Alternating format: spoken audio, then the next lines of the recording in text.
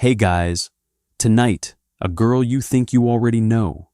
You know the armor, the sword, the banner in the smoke, the voices from God, the maid who heard heaven, rode out, saved France, and burned for it like a saint in a stained glass window. Almost none of that is the part that matters. Here is what the record actually holds. She could not read. She could not write her own name without a hand guiding hers, and the first time she managed to scratch it onto a page on her own, she signed it under a sentence she could not understand.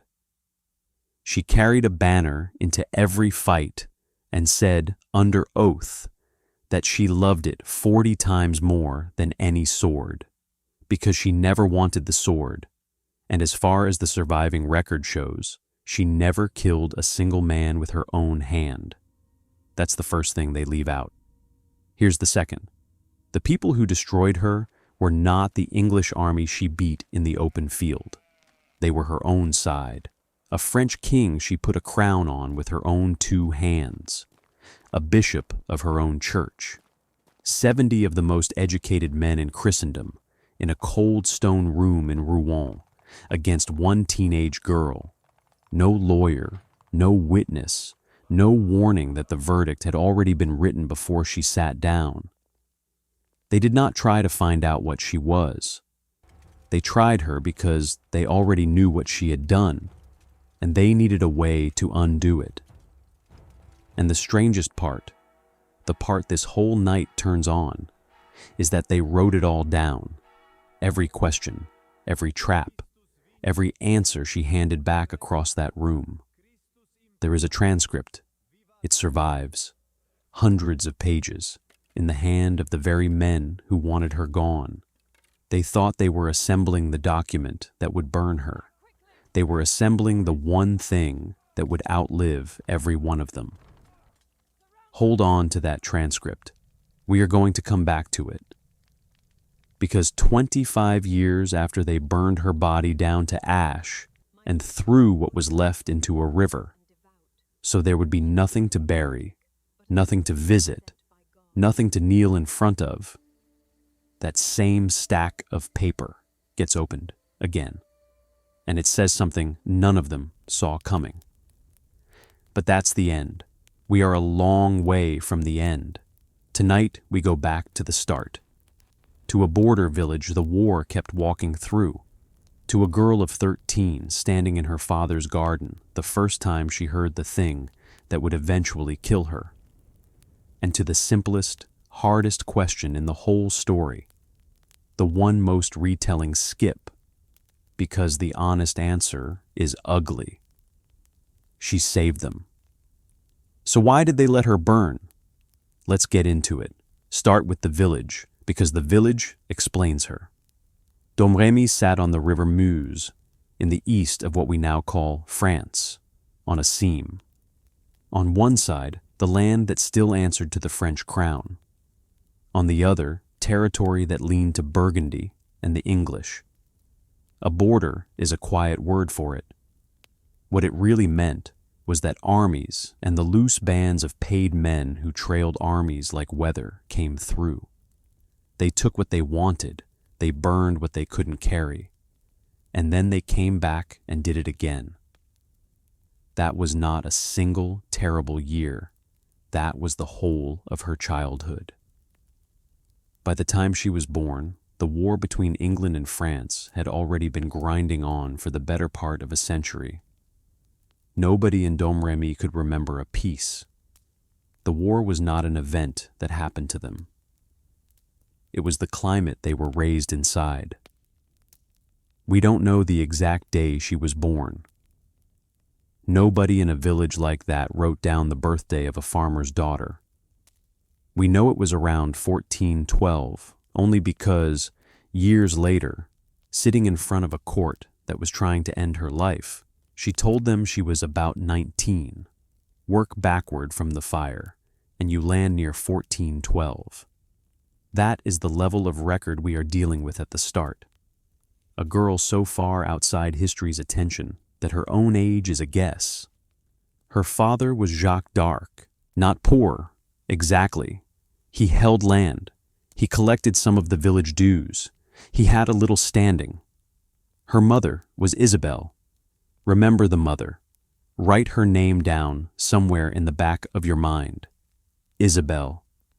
She is going to walk back into this story at the very end as an old woman and do something nobody expected of her. For now, the girl is ordinary. This is the part the legend can't use, so it cuts it. She spun wool. She watched the animals. She sewed, and by the accounts of her own neighbors, she sewed well. 25 years later, when grown men and women from that village were asked under oath what she had been like, they did not describe a warrior. They described a quiet, almost stubbornly devout girl who went to church more than the other children, who gave up her own bed to travelers with nowhere to sleep, who once, when the village animals needed minding, did the minding without complaint. A girl you would have walked straight past. Then, at about 13, in her father's garden near midday, something happened that she would spend the rest of her life unable to take back. She said there was a light and a voice. She was frightened the first time. She was clear about that later. It was not a calm heavenly glow. It startled a child standing alone among the vegetables. But it came back. It kept coming back. And over the months and years, she came to believe she knew who was speaking. St. Michael first, then two others, St. Catherine and St. Margaret. At the start, the voices told her ordinary things. Be good. Go to church. Keep faith. And then the voices told her something that should have been impossible to even say out loud. They told her she would go to the king's son, the disinherited heir, and that she would drive the English out of France. It was an impossible thing to be told, not because of God. Her century was soaked in God. Visions were not the strange part. Impossible because of who she was. A teenage peasant girl who could not read, who had never been more than a few miles from her own door, was being told she would walk into a royal court and take command of a war that the greatest lords in the kingdom were losing. So, the first enemy in this story is not England. The first enemy is the sheer impossibility of getting one single person to take her seriously. Her own father couldn't. The story that survives, and I want to flag it, because it comes from village memory recorded decades later, not from a document written at the time, is that Jacques had a dream his daughter would go off with soldiers. It frightened him so badly that he reportedly said he would rather drown her with his own hands than see it, and told her brothers to do it if he ever lost the nerve. Maybe the words got sharper in the retelling, but you don't invent a detail like that about a loving house.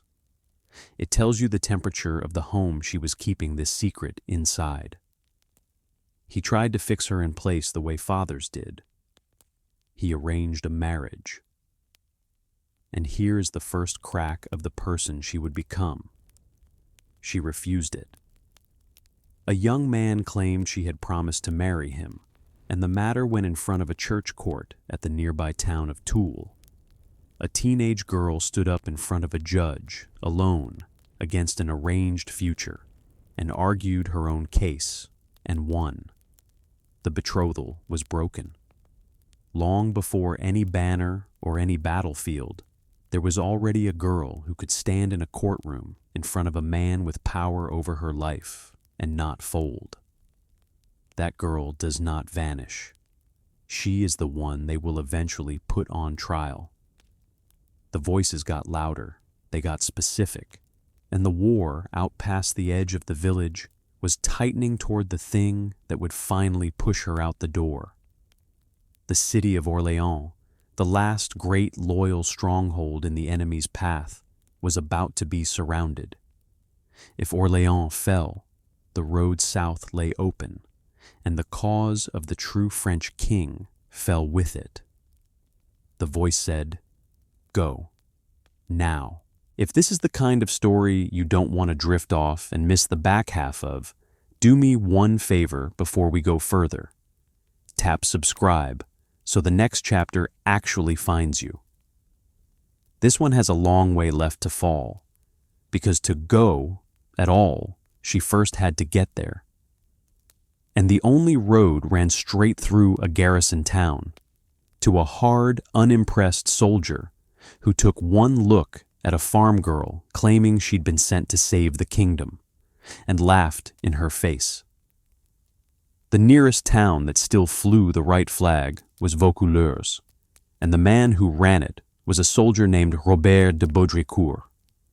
He is every locked door this girl will spend her life talking her way through.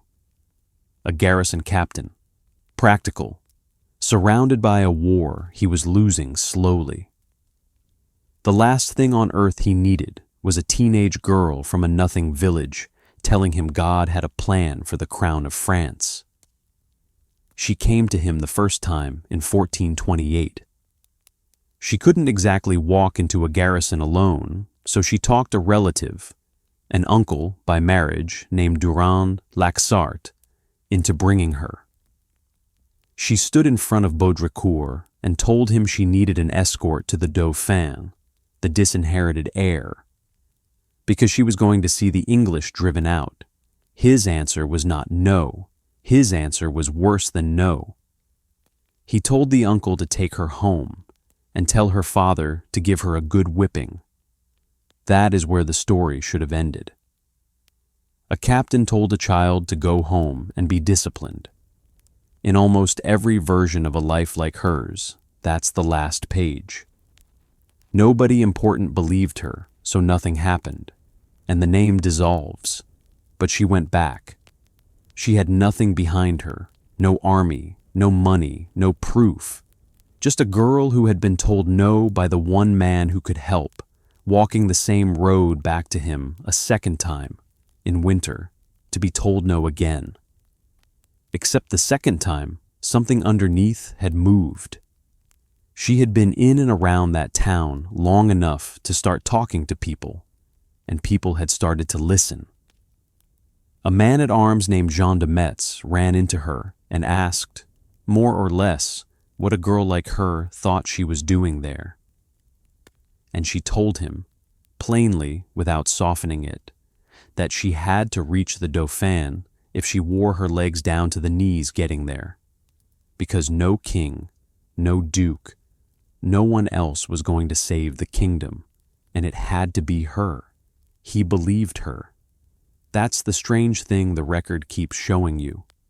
Hard men met this girl, expecting to be annoyed, and walked away convinced. Jean de Metz pledged to take her himself. Another soldier, Bertrand de Poulengy, did the same. And then the thing happened that broke Baudricourt's resistance for good. By the surviving accounts, she said something about a French defeat near Orléans, a reverse on the field, before any rider could have carried that news the distance to Vaucouleurs. When word finally came, and it matched, the captain ran out of ways to call her a fool. I'll be straight with you about the evidence. This comes from testimony given years later, and we can't stand behind the exact words or the exact timing. What we can say is that the man who told her to go home and be whipped changed his mind and gave her the escort. Something in those weeks convinced a professional skeptic to gamble his reputation on a farm girl. Before she rode, the men of Vaucouleurs gave her a set of clothes. Men's clothes, a tunic, hose, boots, a cloak, her hair cut short. Stop here because this is one of the most important objects in the whole story, and it looks like nothing. They did not dress her as a soldier to play at war. They dressed her that way because she was about to ride for 11 days through country crawling with enemy troops and the kind of men who did to captured women exactly what you fear they did. Riding as a man was camouflage. It was armor of a different kind. Two of the men who rode with her would swear, decades later, that it was their idea, that they and the people of the town suggested it, and that it was simple common sense. Remember that. Men gave her those clothes for her safety, with everyone's blessing. Hold that piece of cloth in your hand, because in a few years a court is going to pick it up, turn it over, and use it to build the legal case that ends her life. The same clothing. Two completely different documents. One says protection, the other is going to say heresy. The ride itself was brutal and quiet. 11 days, give or take, mostly at night, fording rivers swollen with winter, skirting towns held by people who would have handed her over, or worse. She later said the voices kept her steady. Whatever kept her steady, she did it.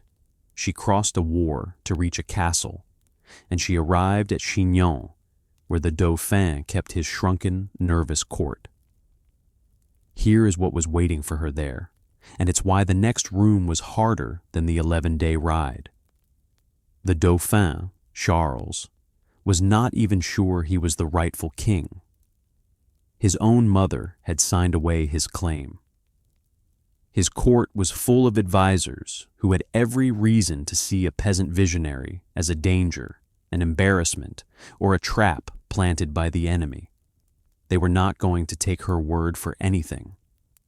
So before they let her near him, they set one up.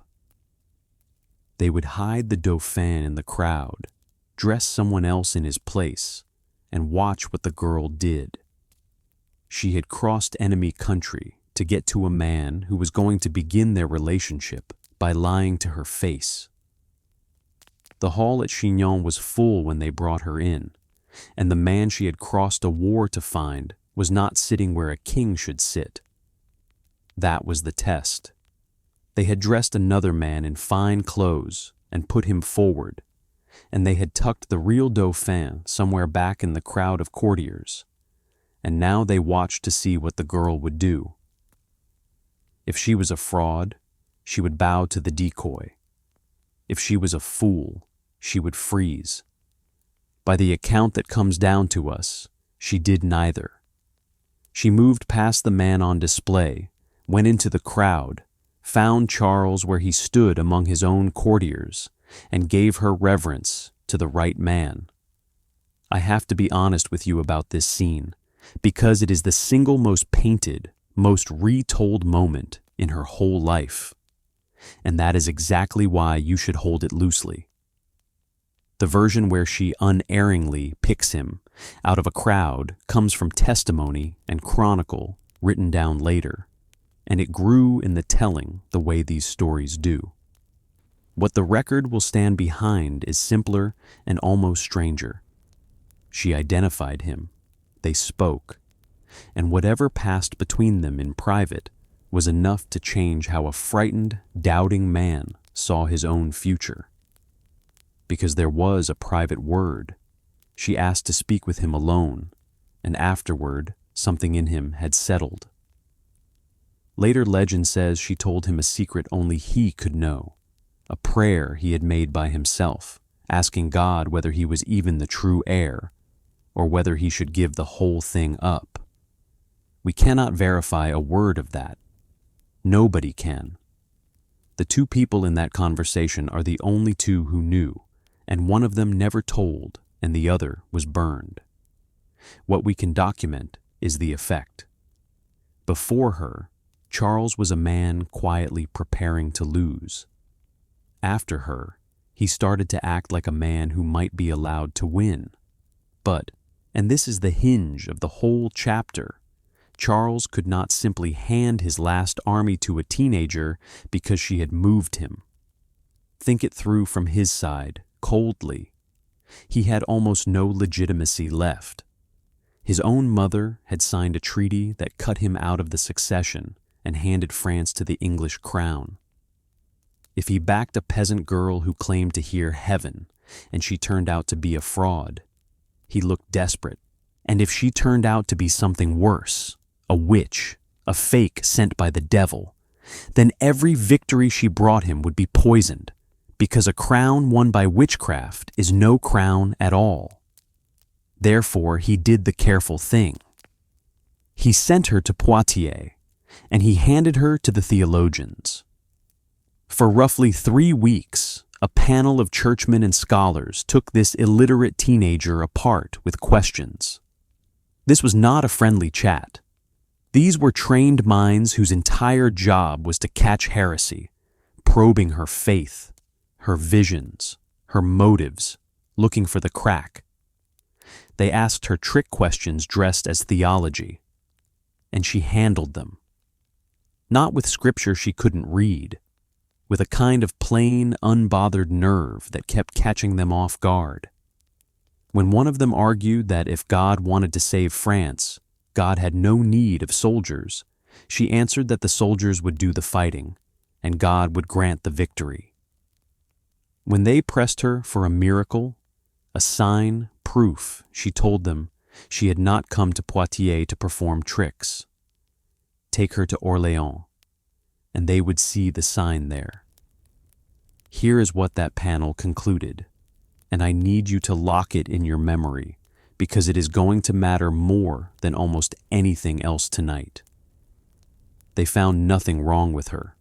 They examined her faith and her conduct and her claims, and they reported that there was no evil in her, that she was a good Christian, humble, honest, and that given how desperate the kingdom was, the king could in good conscience make use of her. In 1429, the Church of France examined Joan in detail, her faith, her conduct, her voices, and cleared her. Keep that verdict in one hand, because in 1431, another court of the same church is going to examine the same girl, with the same faith, telling the same story about the same voices, and it is going to send her to the fire. Same person, same God, opposite verdict. And when we get there, the thing you are going to have to keep asking is the only question that explains it. What changed between the two courtrooms? Because it was not her. There is even a small, ugly detail waiting at the end of that thread. The favorable conclusions from Poitiers, the documented proof that the church had already cleared her, were not produced at the trial that killed her. The paperwork that could have helped her simply was not in the room. Make a note of that. We'll find it missing again later. For now, they believed her enough to arm her. They had armor made to fit her. They gave her a banner, and she cared about that banner more than anything else they handed her. White cloth, painted with the image of Christ in judgment, and 2 angels, sewn with the lilies of France. She said she carried it so she would not have to use her sword. About the sword, she said her voices told her there was one buried behind the altar of a church at Sainte Catherine de Fierbois, old, marked with 5 crosses, and that if they dug, they would find it. They sent someone. They found a sword. Whether you read that as heaven or as a story, a clever girl had heard about an old blade in a famous shrine. The record agrees she carried it, and that she told everyone she valued the banner 40 times more because the banner did not kill anyone. So now they had their weapon. A 17-year-old in white armor, carrying a flag she loved more than her blade, pointed straight at the place where the entire war was about to be decided. Orléans, starving, ringed by English forts, more than half a year into a siege, with the defenders losing hope and the rest of France waiting for the city to fall and take the cause down with it. She had promised them a sign there. Now she had to go and produce it, or watch the spell break the first time it met an English wall. Orléans had been dying slowly since the previous October. The English had come in force and built a ring of small forts, bastilles, around the city, choking the roads, strangling the supply. They did not need to storm the walls. They needed only to wait and starve it, and let a hungry city do the surrendering for them. The siege had already eaten the English commander who started it, the Earl of Salisbury, killed early by a cannon shot to the face while he looked out over the town. But the ring held. Month after month, it held. And all of France understood the arithmetic. If Orléans fell, the river was open, the south lay exposed, and the Dauphin's cause was finished. Into that, at the end of April 1429, rode a 17-year-old in white armor. The first thing that happened is the thing the legend never wants to admit. The captains tried to manage her. These were professional soldiers. They had a plan, and the plan was caution. Slip supplies in, avoid a pitched fight, wait. She did not want to wait. She had not crossed a war and a panel of theologians to sit outside a starving city and be careful. She wanted to attack, and when she found out the commanders had moved without telling her, that they were handling her like a mascot to be displayed and not a leader to be obeyed, she was furious in a way the record still preserves. Before any of that, she did something stranger. She dictated letters, she couldn't write them, to the English commanders, and she had them delivered. The letters told the English, in God's name, to leave France, to go home, to abandon the siege before blood was spilled. She gave the enemy a chance to walk away. They answered the way grown soldiers answer a peasant girl. They mocked her. They called her a cowherd, a slut, names worse than that, and they sent word that when they caught her, they would burn her. Mark that threat. They said it in 1429, in anger, across a battlefield. 2 years later, men on her own side of the church would make it real. What she did inside the French camp mattered as much as anything she did on the wall. She cleaned it up. She ordered the soldiers to confess, to go to Mass, to send away the women who followed the army for money, to stop their swearing. Now, you can roll your eyes at the piety, but watch the effect. A demoralized force that had been losing for months suddenly had something it had not had in a long time: the belief that it was on the right side of God, led by someone heaven had sent. An army that believes it cannot lose fights like a different army. She did not just bring tactics to Orléans. She brought conviction to men who had run out of it. Then came the assaults. Over several days at the start of May, the French stopped defending and started attacking the forts, one after another. The kind of aggressive, forward fighting the captains had warned against, and it worked.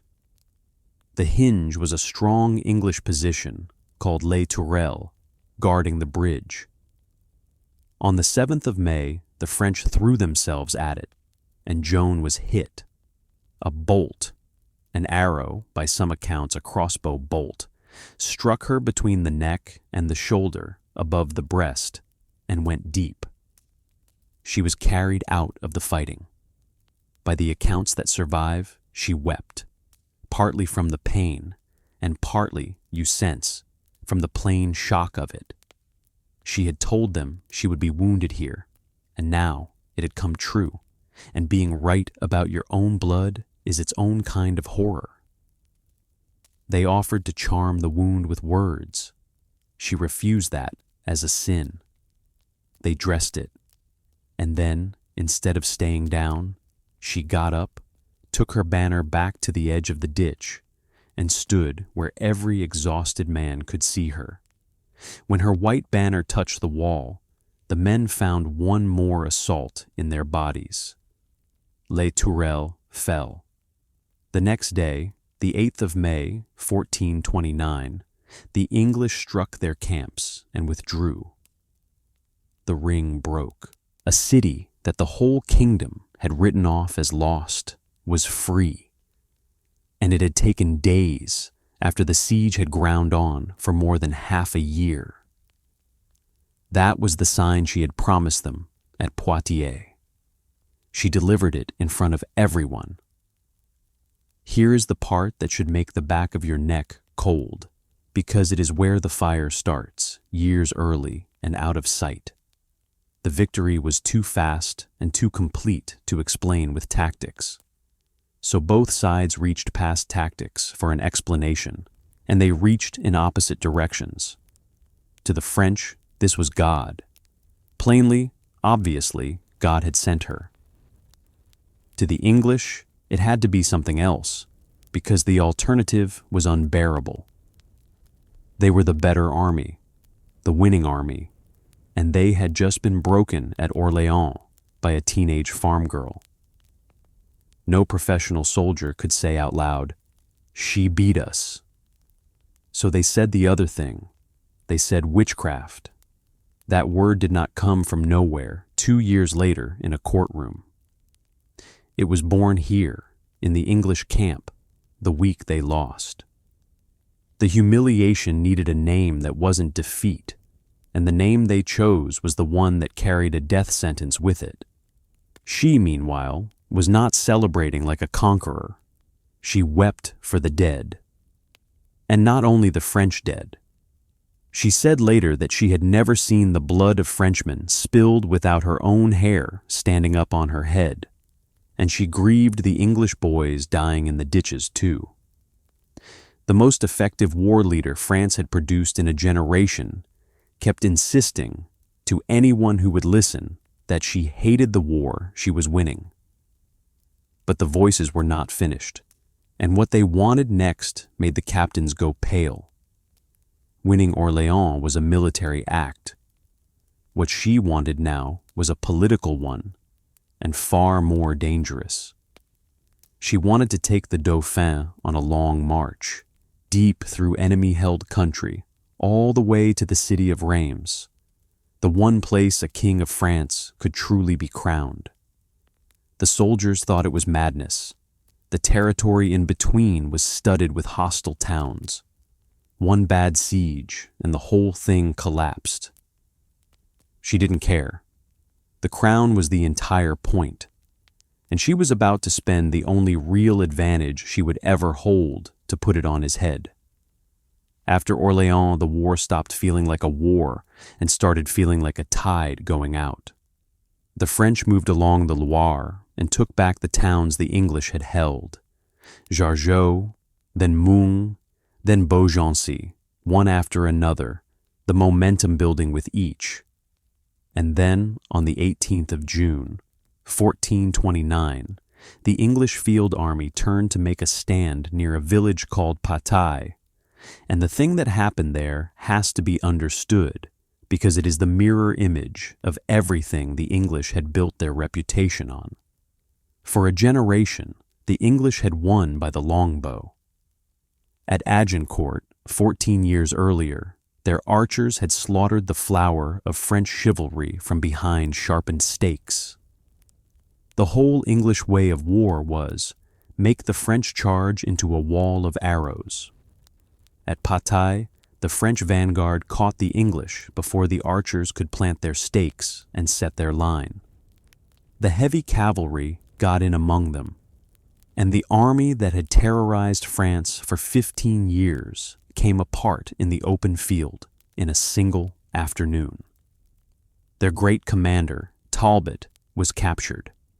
It was Agincourt run backward. Joan did not engineer Poitiers. The captains and the vanguard struck before she could even reach the front. By the time she got there, the field was already a rout, already a killing ground.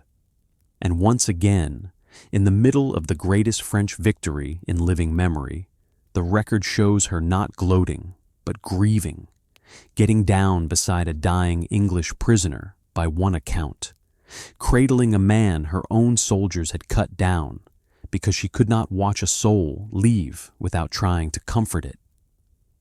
Then the long walk to Reims, This was the gamble the captains had called madness. To march the Dauphin deep into hostile country to the one cathedral where a true king of France was crowned and anointed. And town after town that should have closed its gates and forced a siege instead opened them. Even Troyes, the town where the hated treaty disinheriting Charles had been signed, wavered and then submitted. They were not conquered.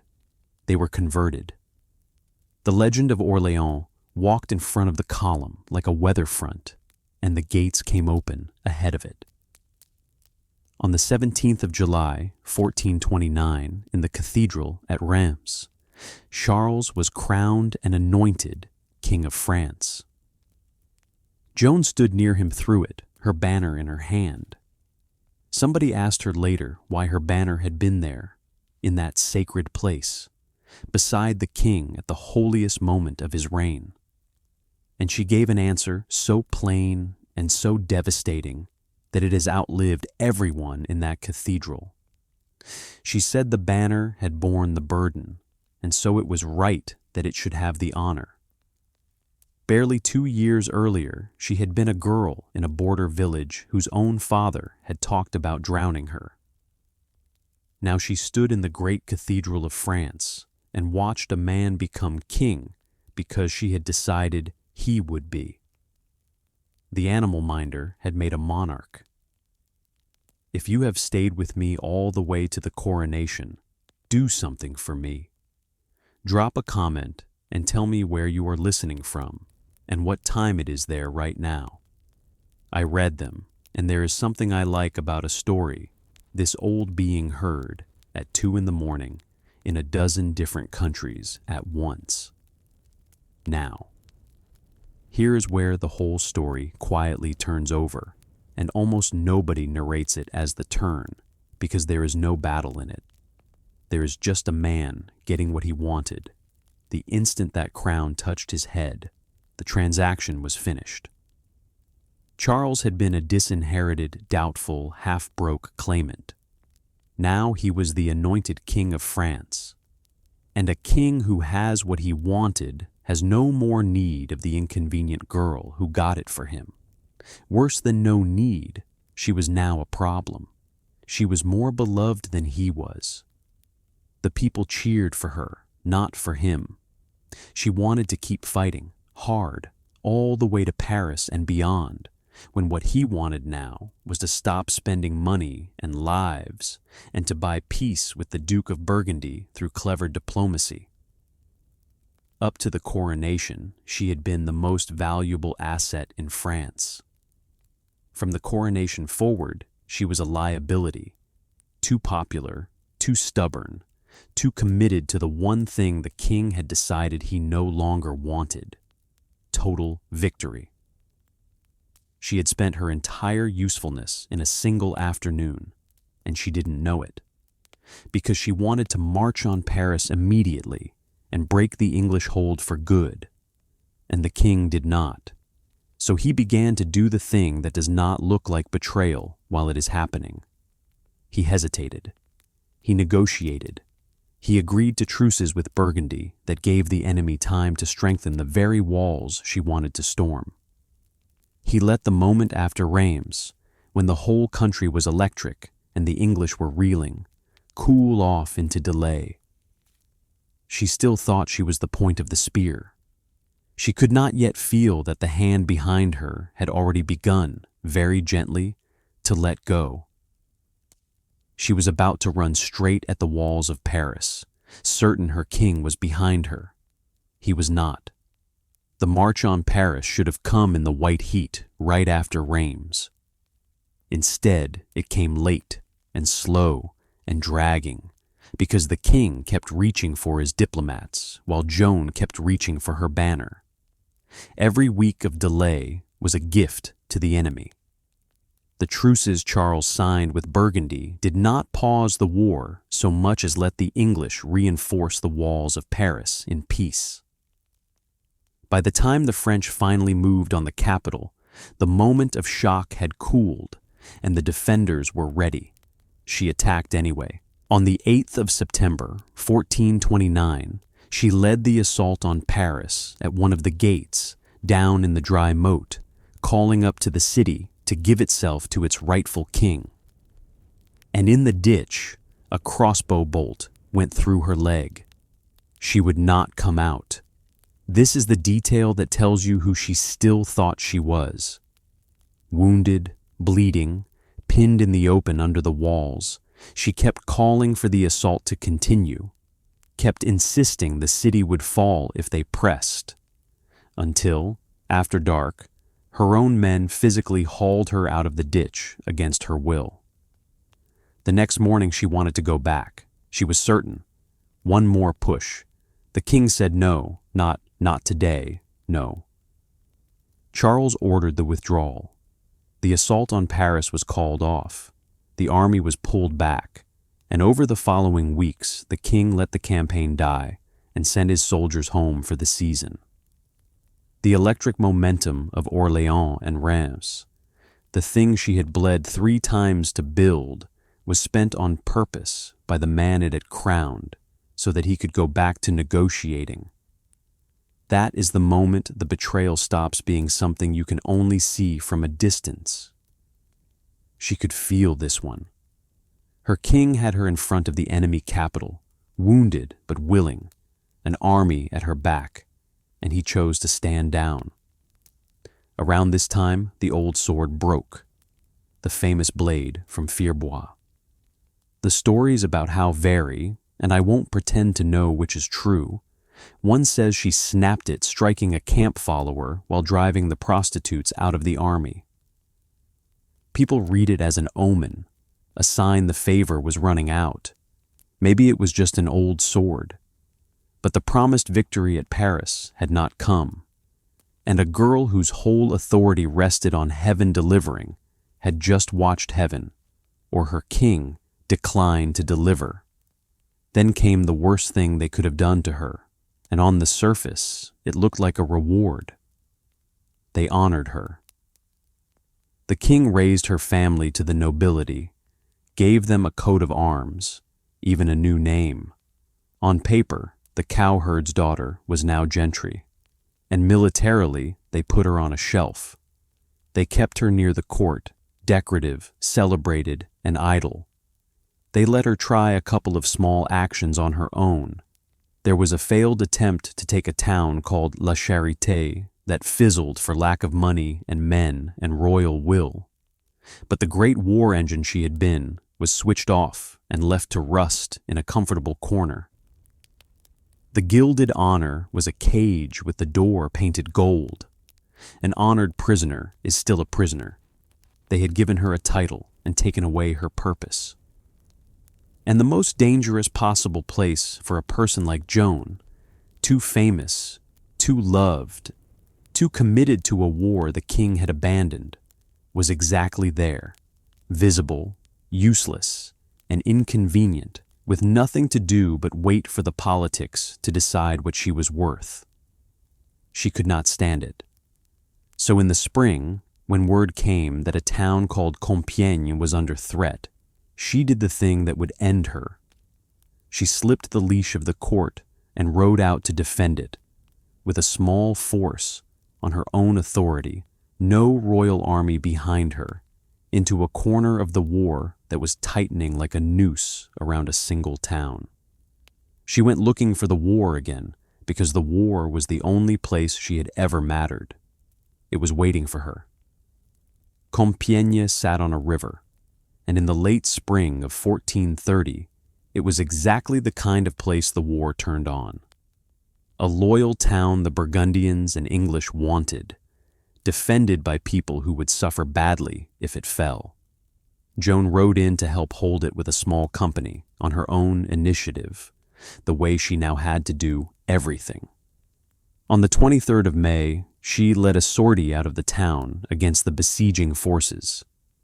It went wrong the way these things go wrong. The enemy was stronger than expected.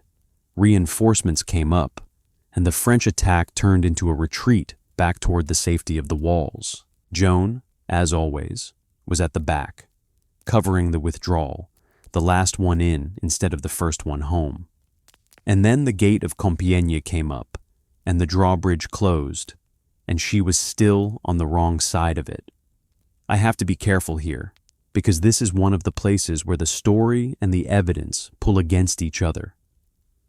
For centuries, people have whispered that the town's commander, a man named Guillaume de Flavy, raised that bridge deliberately, sealing her outside to be taken, that she was handed over by her own side on purpose.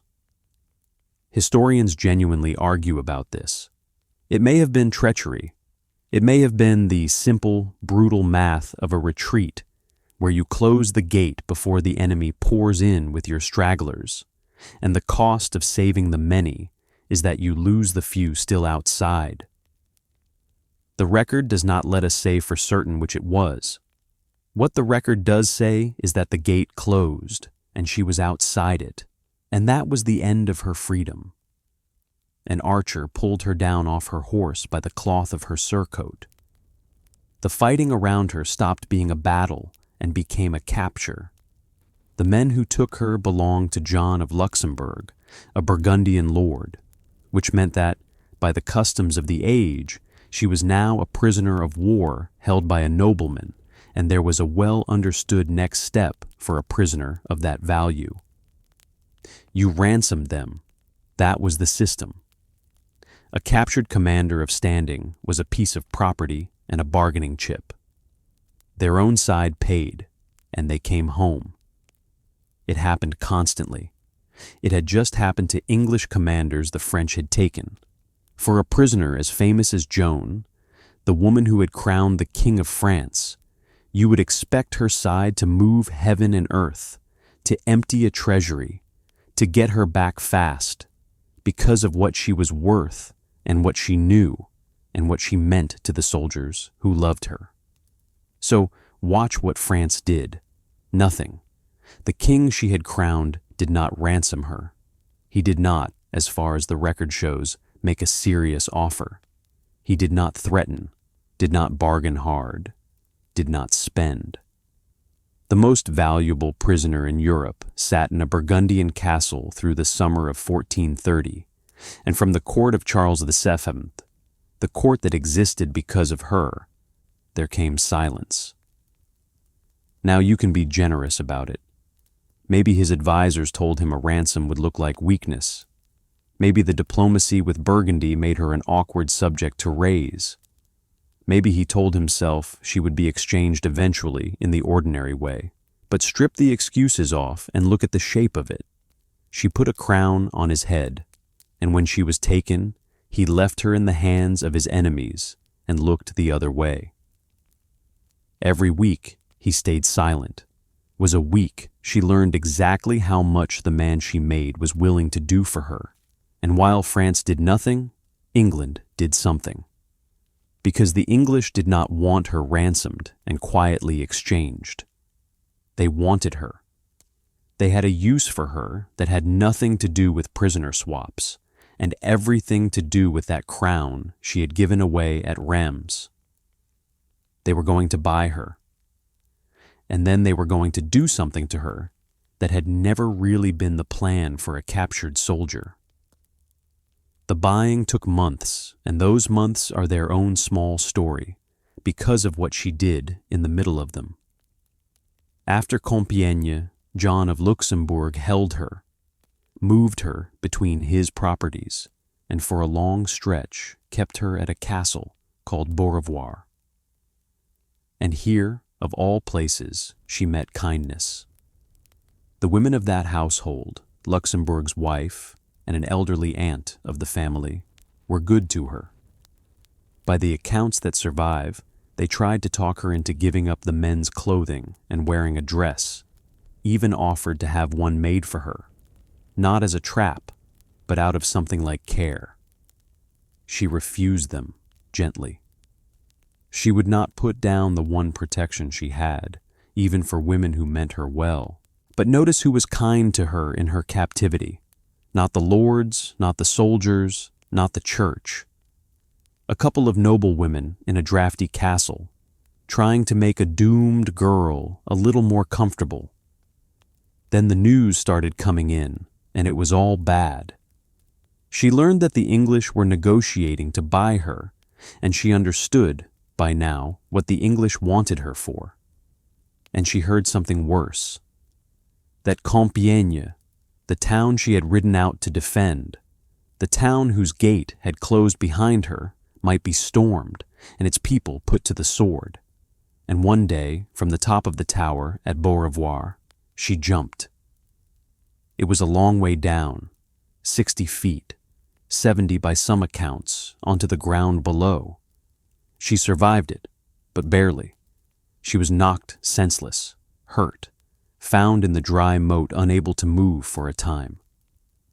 At her trial, the judges seized on this because it handed them another charge.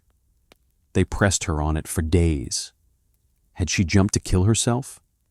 Because if she had, that was despair, and despair was a sin, a failure to trust God, a rejection of His will, one more black mark to stack on the pile. She held her line on that, the same way she held it on everything. She told them she had not jumped to die. She had jumped to escape, to get out, to reach Compiegne, to keep herself out of English hands. Whether that is the whole truth, or whether a cornered, terrified teenager who had just been sold like a head of cattle and told her people might be massacred also, somewhere in her, could not face what was coming, the record cannot finally say, and I will not pretend it can. What it can say is the shape of the act. A 19-year-old, out of allies, out of options, and out of time, threw herself off a tower, rather than wait quietly to be handed to the men who were going to burn her. She did not die. She was patched up and moved, and the negotiation ground on over her head, the way it had over Compiègne's gate, the way everything in this part of her life happened over her head, decided by men in rooms she was not allowed into. And then the money was agreed, and the keys changed hands, and she passed out of Burgundian keeping, and into the grip of the people who had been waiting for her all along. That is when the real machine began to assemble. Not an army, not a battlefield, a court. The English paid 10,000 livres for her. 10,000 livres was the kind of sum you paid for a prince, a king's ransom, in the language of the time. And they spent it not to free her, but to own her. The money went to the Burgundians, to John of Luxembourg's people, and the man who brokered the purchase was a bishop. His name was Pierre Cauchon, Bishop of Beauvais, and you need to understand what he was, because he is the human engine of everything that happens next. He was French by birth and English by allegiance, a churchman who had thrown in completely with the English cause. Joan's campaigns had helped drive him out of his own diocese. He had personal humiliation to avenge and English patrons to please, and the destruction of this girl could pay off both debts at once. He was not a neutral judge. He was a man with every private and political reason on earth to need a particular verdict, and he was going to preside over the court that delivered it. Now here's the question that cracks the whole thing open, and almost no retelling stops to ask it. The English had her. They could have done anything. So why didn't they just execute her, behead her as a captured enemy, let her vanish in a cell? Why go to the enormous trouble and expense of a long, formal, documented church trial? Because killing her body solved nothing. The damage was already done. She had crowned Charles. And as long as that coronation at Reims stood as a real, holy, legitimate act, Charles was the true and God-anointed King of France, which meant the English king's claim to France was a lie, and every English soldier in the country was an invader with no right to be there. You cannot fix that problem by killing a girl. The crown was already on his head. There was exactly one way to undo it. You had to prove that the person who made the crown was an agent of the devil. The logic is cold and precise and monstrous.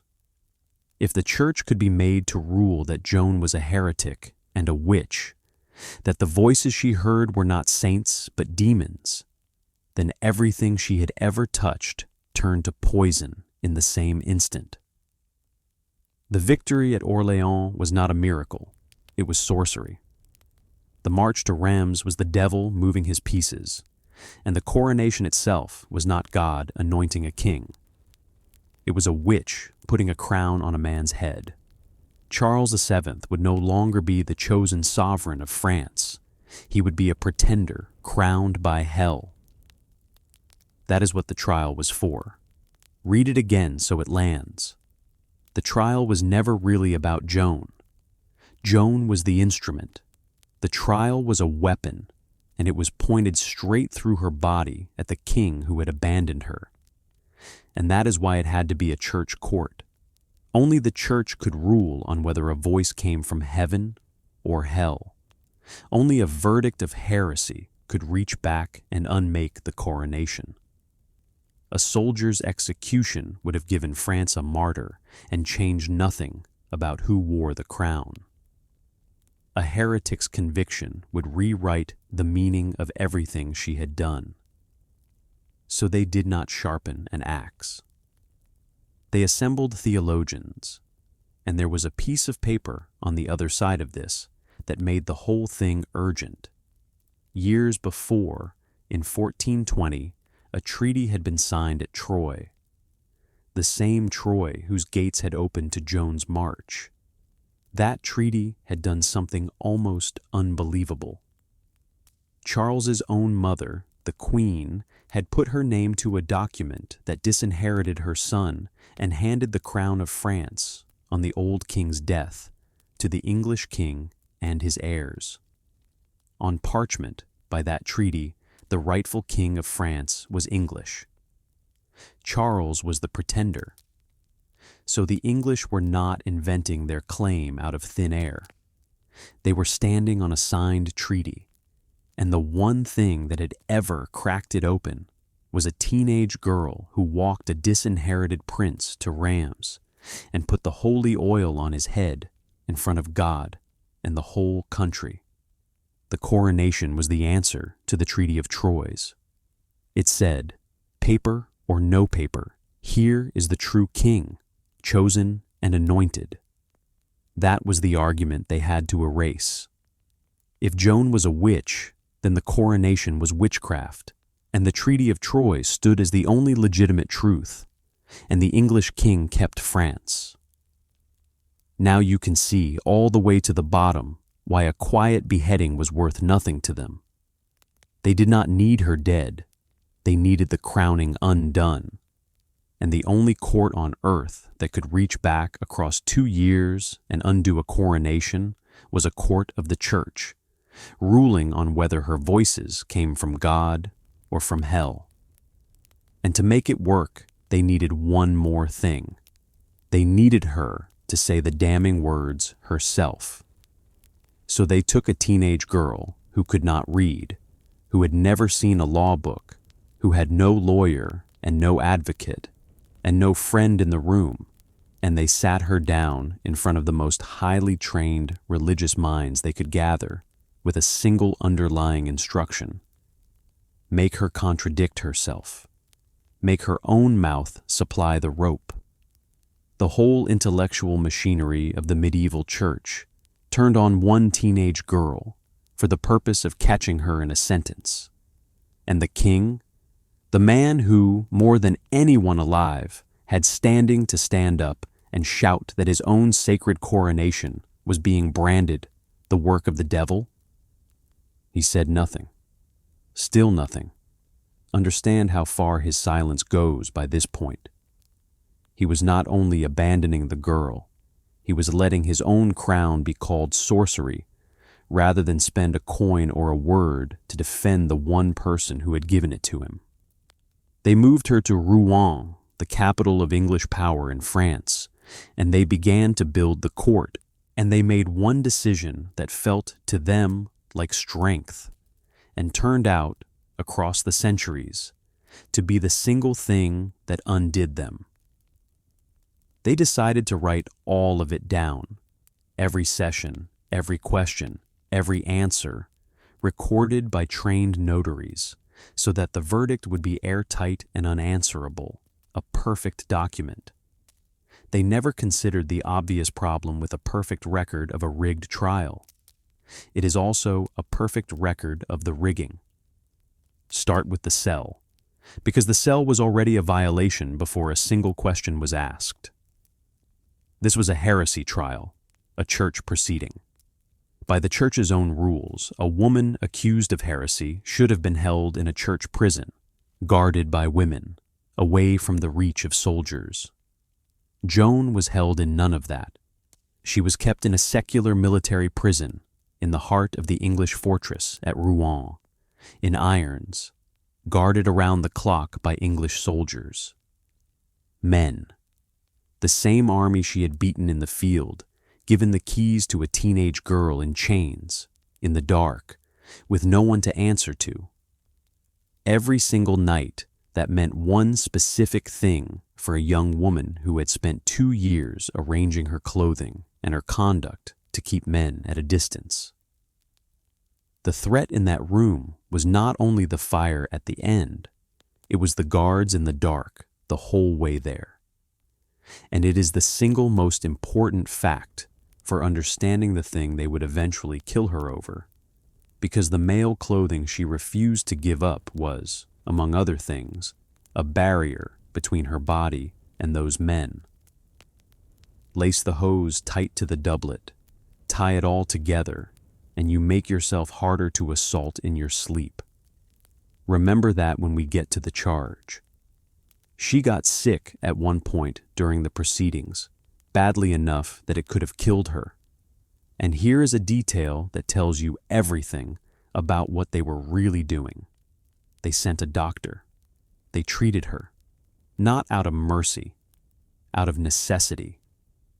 They could not let her die of a fever in a cell quietly, because a quiet death was useless to them. She had to be convicted, publicly, and then killed by verdict in front of a crowd, or the whole point of the exercise collapsed. They nursed her health for exactly one reason, to keep her alive long enough to burn. Now the court itself. Presiding was Cauchon. Beside him, in theory, sat the Inquisition, represented by a vice-inquisitor named Jean le Maistre, and I want you to notice him, because he is one of the small cracks. The Inquisition's own man did not want to be there. He dragged his feet, raised objections about his authority, had to be pressured into taking part. When even the professional heresy hunter is looking for the exit, the proceeding tells you what it is.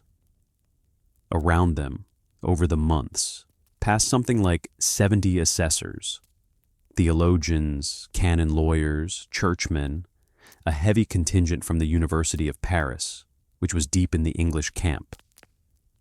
Trained notaries recorded everything, led by a man named Guillaume Manchon. And against all of that stood one person, alone. Let me lay the two sides next to each other so the shape is unmistakable. On one side, 70 of the most educated men in Christendom, armed with law, scripture, theology, centuries of procedure, the full weight of the occupying state, and unlimited time. On the other side, a 19-year-old peasant girl, in chains, in men's clothing she wore as a shield, who could not read a single word of the documents they held up in front of her, who was given no lawyer, no advisor, no warning of the charges, and no one in the entire room whose job was to help her. It was the most lopsided contest you could possibly design. That was the point. It was designed, but the machine was not as clean as Cauchon needed it to be, and the flaws he ignored are the flaws that would convict him later. The notary Manchon and a handful of others would testify, years afterward, under oath, that they had been uneasy the whole time, that there had been improper pressure, that attempts were made to twist what was written, that some of them quietly resisted, refusing to falsify the record even when it would have been safer to comply. There were men in that room who knew, while it was happening, that it was wrong. They would remember. And one day they would be asked, and they would talk. So that was the room, rigged, unequal, illegal in its own church's terms, stacked 70-1 against a girl in irons. And then they began to question her, expecting to break her open in a few days. She did not break in a few days. What she did instead, with no education and no help and no hope, was answer them. And some of what she said is so sharp, so fast, so far beyond what a cornered child should have been able to produce, that the men sent to trap her found themselves, again and again, the ones caught flat. Here is what is in the transcript. The questions were not really questions. They were traps wearing the clothes of questions, and almost every one of them had 2 exits, and both exits led to the fire. That was the craft of it.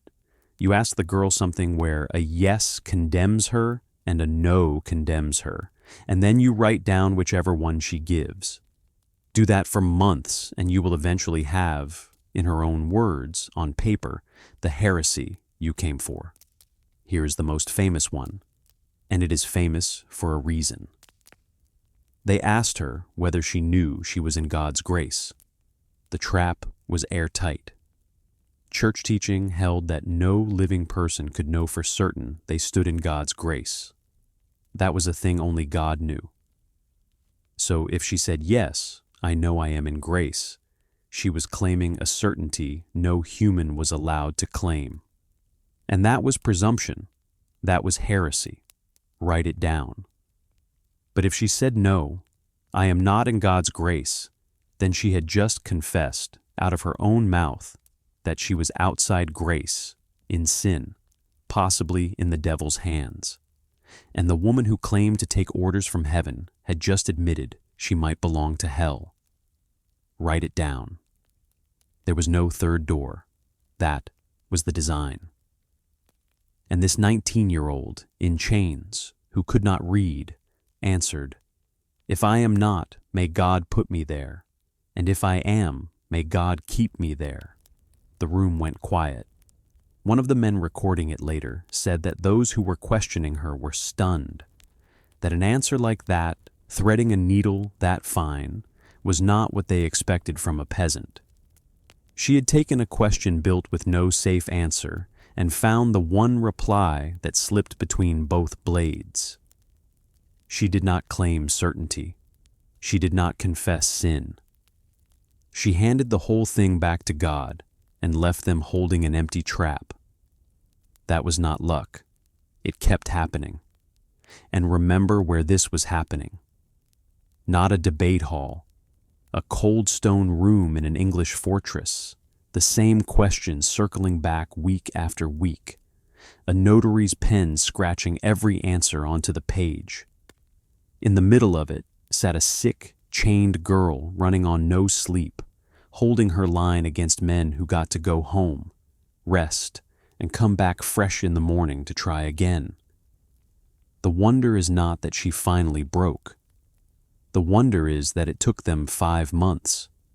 They tried to get her to say something foolish about her visions. Asked her, for instance, whether St. Michael had appeared to her naked, hoping she would either describe something improper or say something they could call absurd. She answered, more or less, did they think God could not afford to clothe him? They asked about an old tree near her village, a fairy tree where the children of Domremy hung garlands, trying to tie her to village superstition, to folk magic, to witchcraft. She gave them nothing to hold. They circled back to the same questions days apart, hoping exhaustion would make her contradict an earlier answer.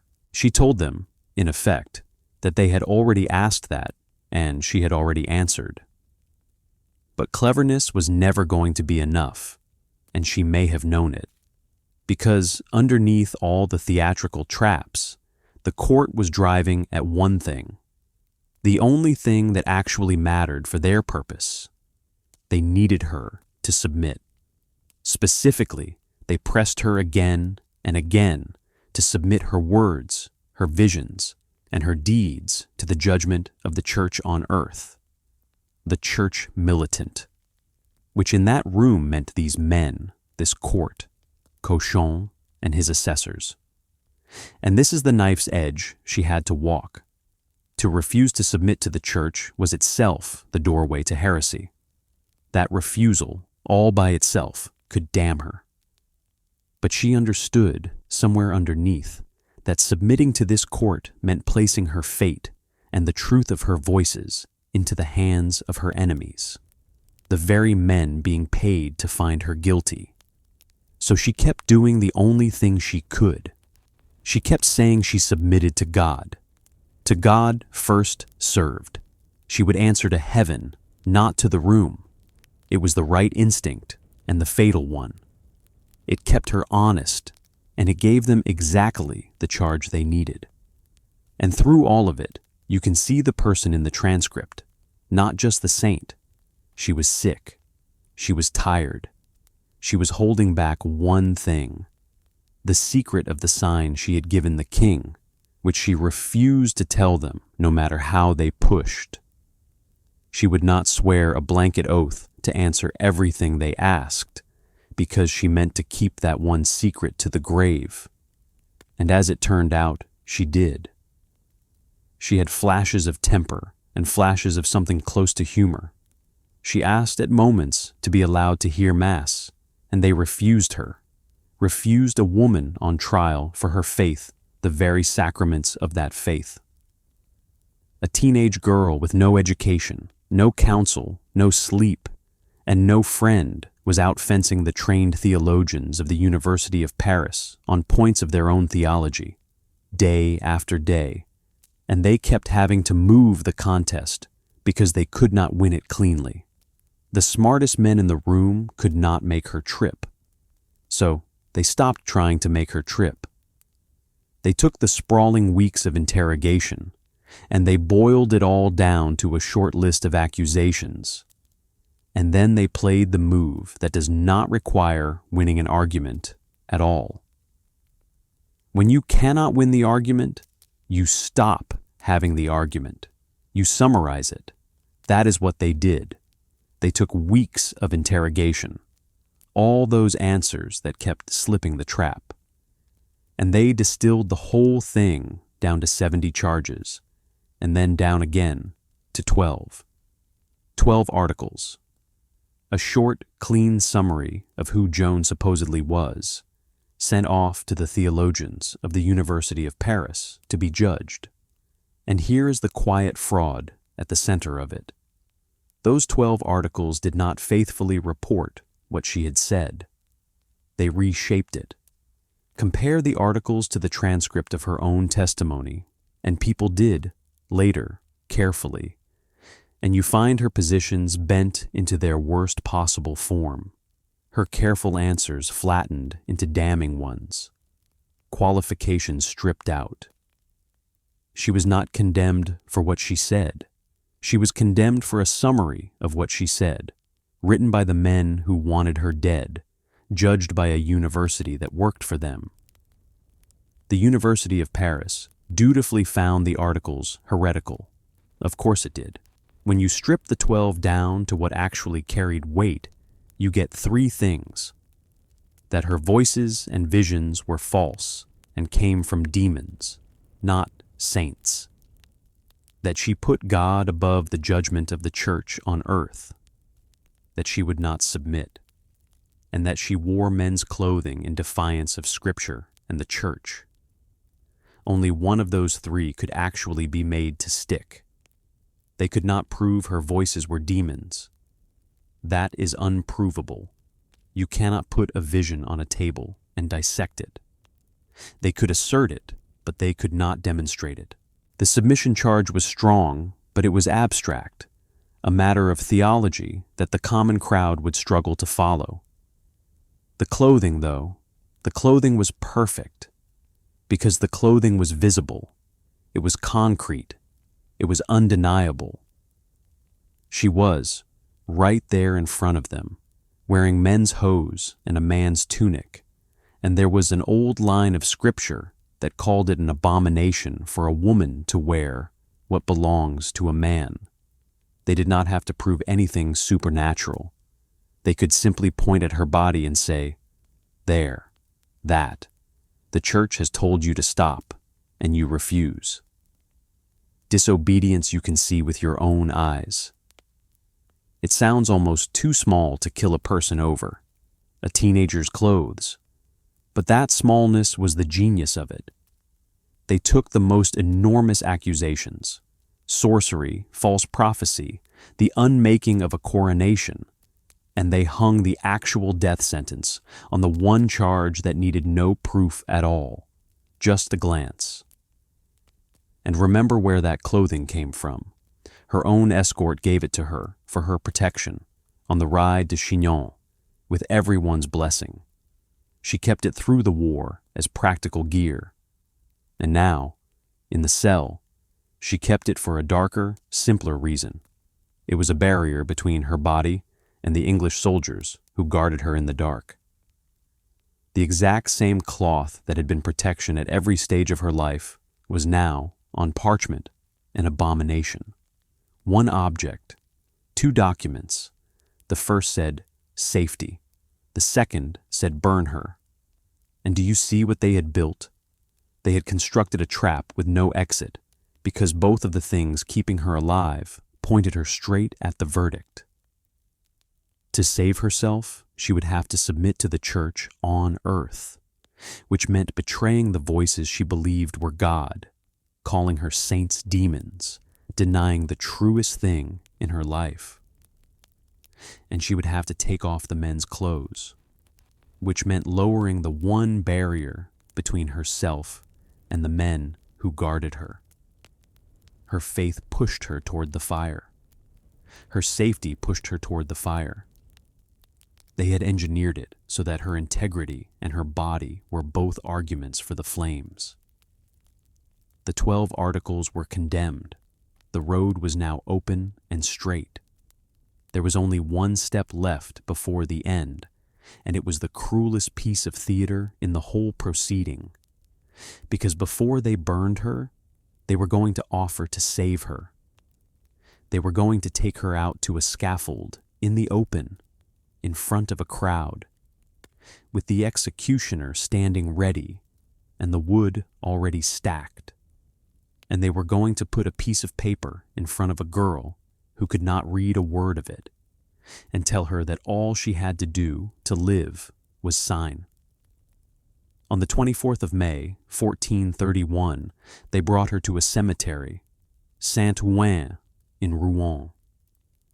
They built platforms and a scaffold, and they gathered a crowd, and they had a churchman preach a long sermon at her in front of all those eyes. And standing there, in plain view, was the executioner, and the cart that would carry her, and the place where the wood was already stacked. Not described to her, not threatened in the abstract.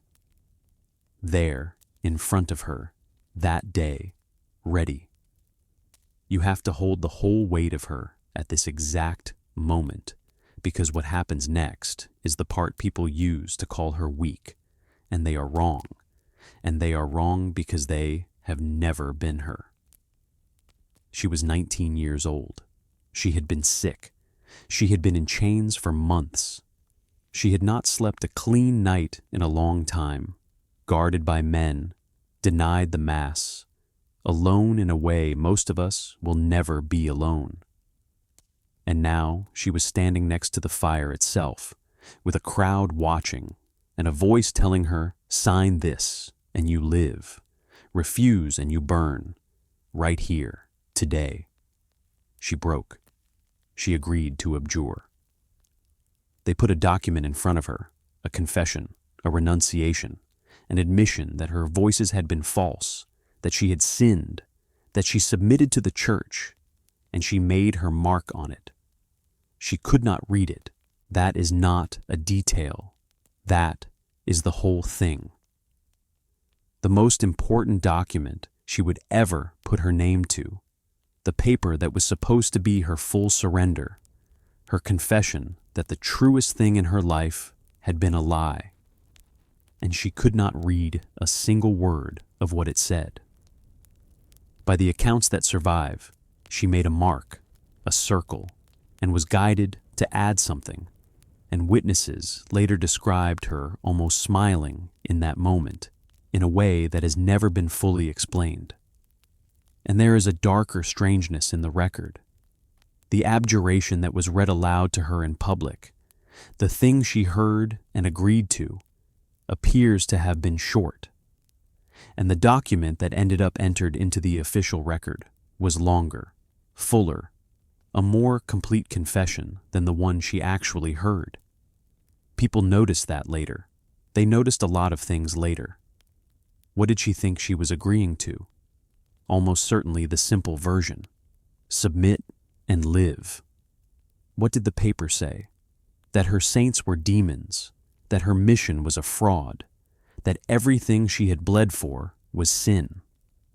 A 19-year-old who could not read at the edge of the fire was made to confess to things she may never have understood she was confessing to.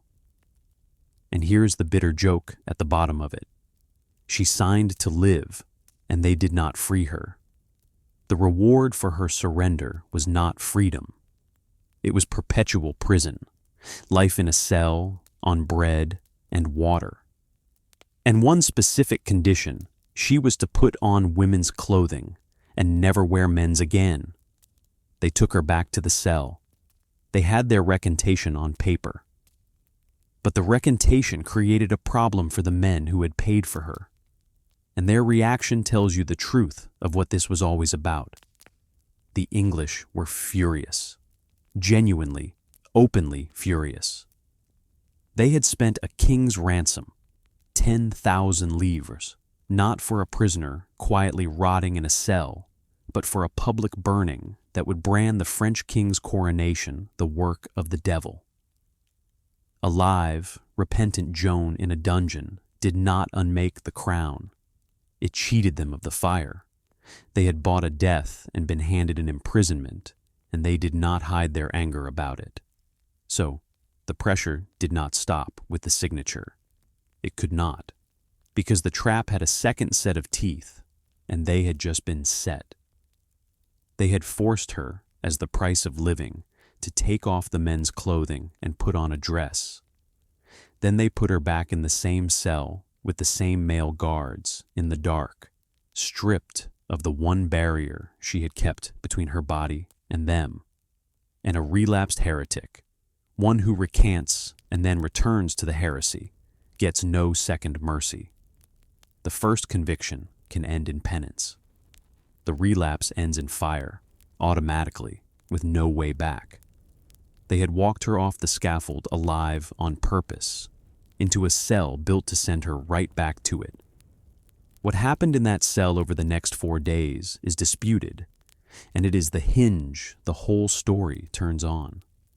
Because within days, the men's clothes were back on her body. And the only question that has ever mattered about Joan of Arc's death is the simplest one. Why did she put them back on? 4 days after she signed, they came to the cell and found her dressed as a man again. That was it. Under the law they had built, that was the end, a relapse. The fire, automatically, with no appeal. So, the entire death turns on one question. Why did she put them back on?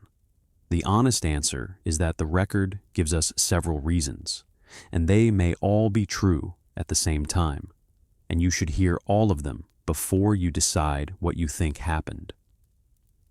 The first explanation is the simplest and the ugliest.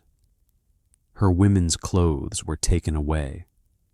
By testimony given later, under oath, the guards removed the dress she had agreed to wear and left her only the men's clothing, so that when she had to get up, had to cover herself at all.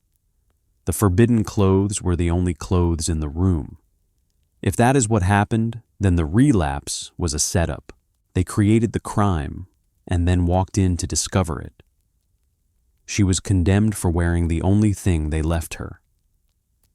The second explanation is darker still. She put the men's clothing back on to protect her body. Remember where she was, a young woman, alone, in a cell, guarded day and night by enemy soldiers. The men's clothes could be laced tight, tied together, made into a barrier that a dress could not be. By the accounts that come down to us, she indicated that she resumed them to defend herself against the guards, that there had been an attempt or a threat against her in that cell. If that is true, then she chose the clothing that might save her from assault, knowing it would cost her life. She traded her life for one more night of safety in her own skin. And the third explanation is the one that comes from her own mouth. She told the judges that her voices had reproached her for the abjuration, that in signing it, in denying her saints to save her life, she had betrayed the truest thing she had and damned herself to live a lie. She said she repented the recantation, that she would rather die than go on pretending the voices had been demons. She took it back, knowing exactly what taking it back meant. Maybe the dress was stolen. Maybe the guards were a threat. Maybe her conscience simply could not survive the lie. The most likely truth is that it was all three at once, braided together. That a frightened, cornered teenager was given a choice between living as a lie in a place where she was not even safe, and dying as herself, and she chose herself. That is what the church wrote down as relapse. Strip the word off and look at what it actually was. A 19-year-old refused to keep pretending. That was the crime they burned her for. Not witchcraft they could never prove. Not the voices they could never disprove. In the end, the capital offense was that she would not go on lying about who she was. When Cauchon came out of that cell, the accounts say he was pleased. By one report, he turned to the English waiting outside and told them, in effect, that it was done. Be of good cheer, it is done. He had what 10,000 livres had been spent to buy. The recantation had failed on purpose, and the relapse had given them the fire after all. They condemned her as a relapsed heretic. And then they performed the last fiction of the whole proceeding. The church did not burn people. The church only declared them guilty and handed them to the secular authorities, relaxed them to the state in the language they used, washing the blood off their own hands with a phrase. Everyone knew what handing her to the English meant. It meant the next morning. She asked, at the end, for the things they had denied her the whole way through, to confess, to receive the sacrament. After months of trying her for her faith, they had refused her that faith's comforts at every turn. Now, at the very end, a friar was allowed to bring them. And on the morning of the 30th of May, 1431, they came to dress her and to cut her hair and to put her on the cart. They dressed her that morning and put a tall paper cap on her head. Written on it were her crimes: heretic, relapsed, apostate, idolater, so that anyone in the crowd who could read would know what they were burning. A girl who could not read her own death sentence wore it on her head, spelled out for everyone but her. They put her on a cart and took her through the streets of Rouen to the Place du Vieux Marché, the old market, where they had built the stake. The crowd was enormous. Hundreds of English soldiers held the square. So many that you have to ask why a defeated, condemned teenager required an army to watch her die. They were afraid of her even now. There were 3 platforms, one for the judges, one for the man who would preach the final sermon, and one for the stake itself. And the stake had been built high, unusually high. By the accounts that survive, it was raised so that the whole square could see her, and some said, so high that the executioner could not reach her to do the one small mercy executioners sometimes did, which was to end it quickly before the fire reached her. If that was the intent, it worked. She was going to feel all of it. They preached at her one last time. Then they spoke the words that handed her over to the secular power, the fiction that let the churchmen tell themselves their hands were clean, and at the very end, she asked for a cross. There was no cross ready for the heretic. So, a common English soldier, one of the men who had come to watch her burn, took 2 sticks, broke and bound them into a small, rough cross, and handed it up to her. She took it and held it against her body, inside her clothes, against her skin. And she asked the friars that the great crucifix from the nearby church be held up high in front of her, where she could see it, and kept there, so that the last thing in her eyes would be that, and not the faces of the men who had done this. They held it up. One of them stayed close enough to keep it in her sight as the fire was lit, close enough that they had to warn him to step back from the flames. She did not curse them. This is the part that breaks people, and it is well attested. She did not scream hatred at the judges, or the soldiers, or the king who had left her there. She forgave them. She asked for prayers. She called on her saints, and she called over and over on the name of Jesus.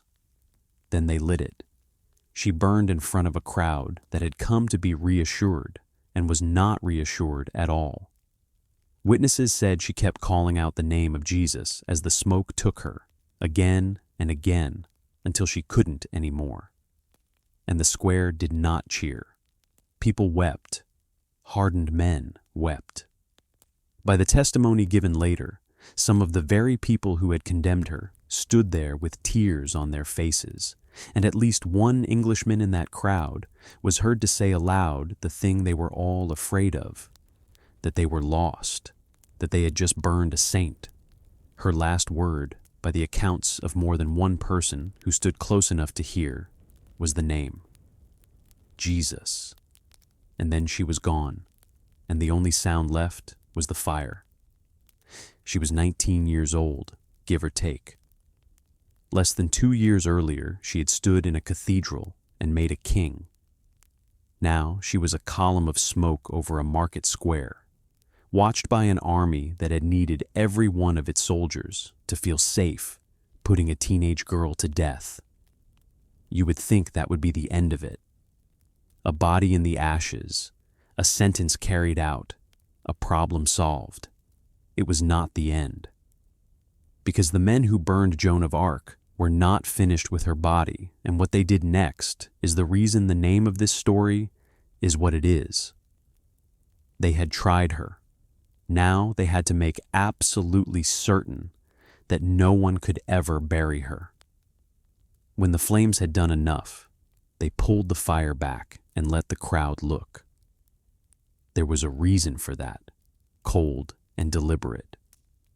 They wanted everyone to see the burned body, to see that it was a woman, to see that she was dead, because they were already afraid of the rumor that would start the moment she was gone, that she had escaped, that she had been carried off by angels, that she was not really dead at all. So they exposed the body to the crowd to kill the legend before it could be born. And then they burned her again, and then a third time. They reduced what was left to ash and broke apart whatever the fire had not taken, because a partial body was still a body, and a body was still a danger. And here you arrive at the thing this whole story is named for. The thing the English wanted more than they wanted her dead. They did not want her buried. It was the same calculation all the way down. A grave becomes a shrine. A bone becomes a relic. The ashes of a woman the French already half believed was sent by God would become, the instant they were buried anywhere, a place to kneel, a place to weep, a banner to march behind. The English had spent 10,000 livres and 5 months of theology to erase her, and a single grave would undo all of it. So they made certain there would be no grave. They gathered the ashes and the last fragments of her, and they carried them to a bridge over the Seine, the Pont Mathilde, and they threw her into the river so the water would carry her away and scatter her past finding. No body, no bones, no marker, nothing anywhere for anyone to find, tried and buried. They tried her, exhaustively, brilliantly, monstrously. But buried is the one thing they refused to allow her to be. She was tried, and she was burned, and then she was deliberately denied the grave that every human being gets, because they were afraid of what her grave would mean. The thoroughness of it is the exact measure of how frightened they still were of a teenage girl they had already reduced to smoke. There is one more detail from that square, and I have to flag it honestly, because it sits between record and legend. The executioner, a man named Geoffroy Tirage, said afterward that for all his burning, he could not destroy her heart, that it would not turn to ash among the embers no matter what he did. Maybe that is literally true. Maybe it is the kind of thing that grows in the telling around a death that frightened everyone who saw it. But the man's fear is not legend. It is on the record. Geoffroy Tirage said, in so many words, that he greatly feared he was damned, that he believed he had helped to burn a holy woman, and that he would answer for it. The man they hired to kill her walked away from the job, convinced he had murdered a saint. He was not alone in it. The crowd that was supposed to leave that square, reassured that a witch had been dealt with, left it shaken, and some of them left it certain they had just watched France kill someone heaven had sent. They had burned her to prove she belonged to the devil. The people who actually stood there and watched walked away believing the opposite. They lit the fire to make a witch. It made a martyr in front of their eyes. And here is the part the English never grasped, standing there congratulating themselves over a river full of ash. You can deny a person a grave. You cannot, it turns out, deny them a record. Her body was in the Seine. But the hundreds of pages of her trial, every trap, every answer, every signature, were sitting in a box, intact, in the hand of the men who had killed her. And the war she had turned was still turning, without her, toward France. Remember what the trial was actually for, not to punish a girl, to unmake a crown, to prove that Charles VII was a false king, anointed by a witch, so that the English claim to France could stand as the true one. So, ask the only question that measures whether it worked. Did it work? It did not work at all. Charles did nothing to save her. We have established that, and it does not get better with time. But the tide she had turned at Orléans kept running after she was ash, and it ran against the English.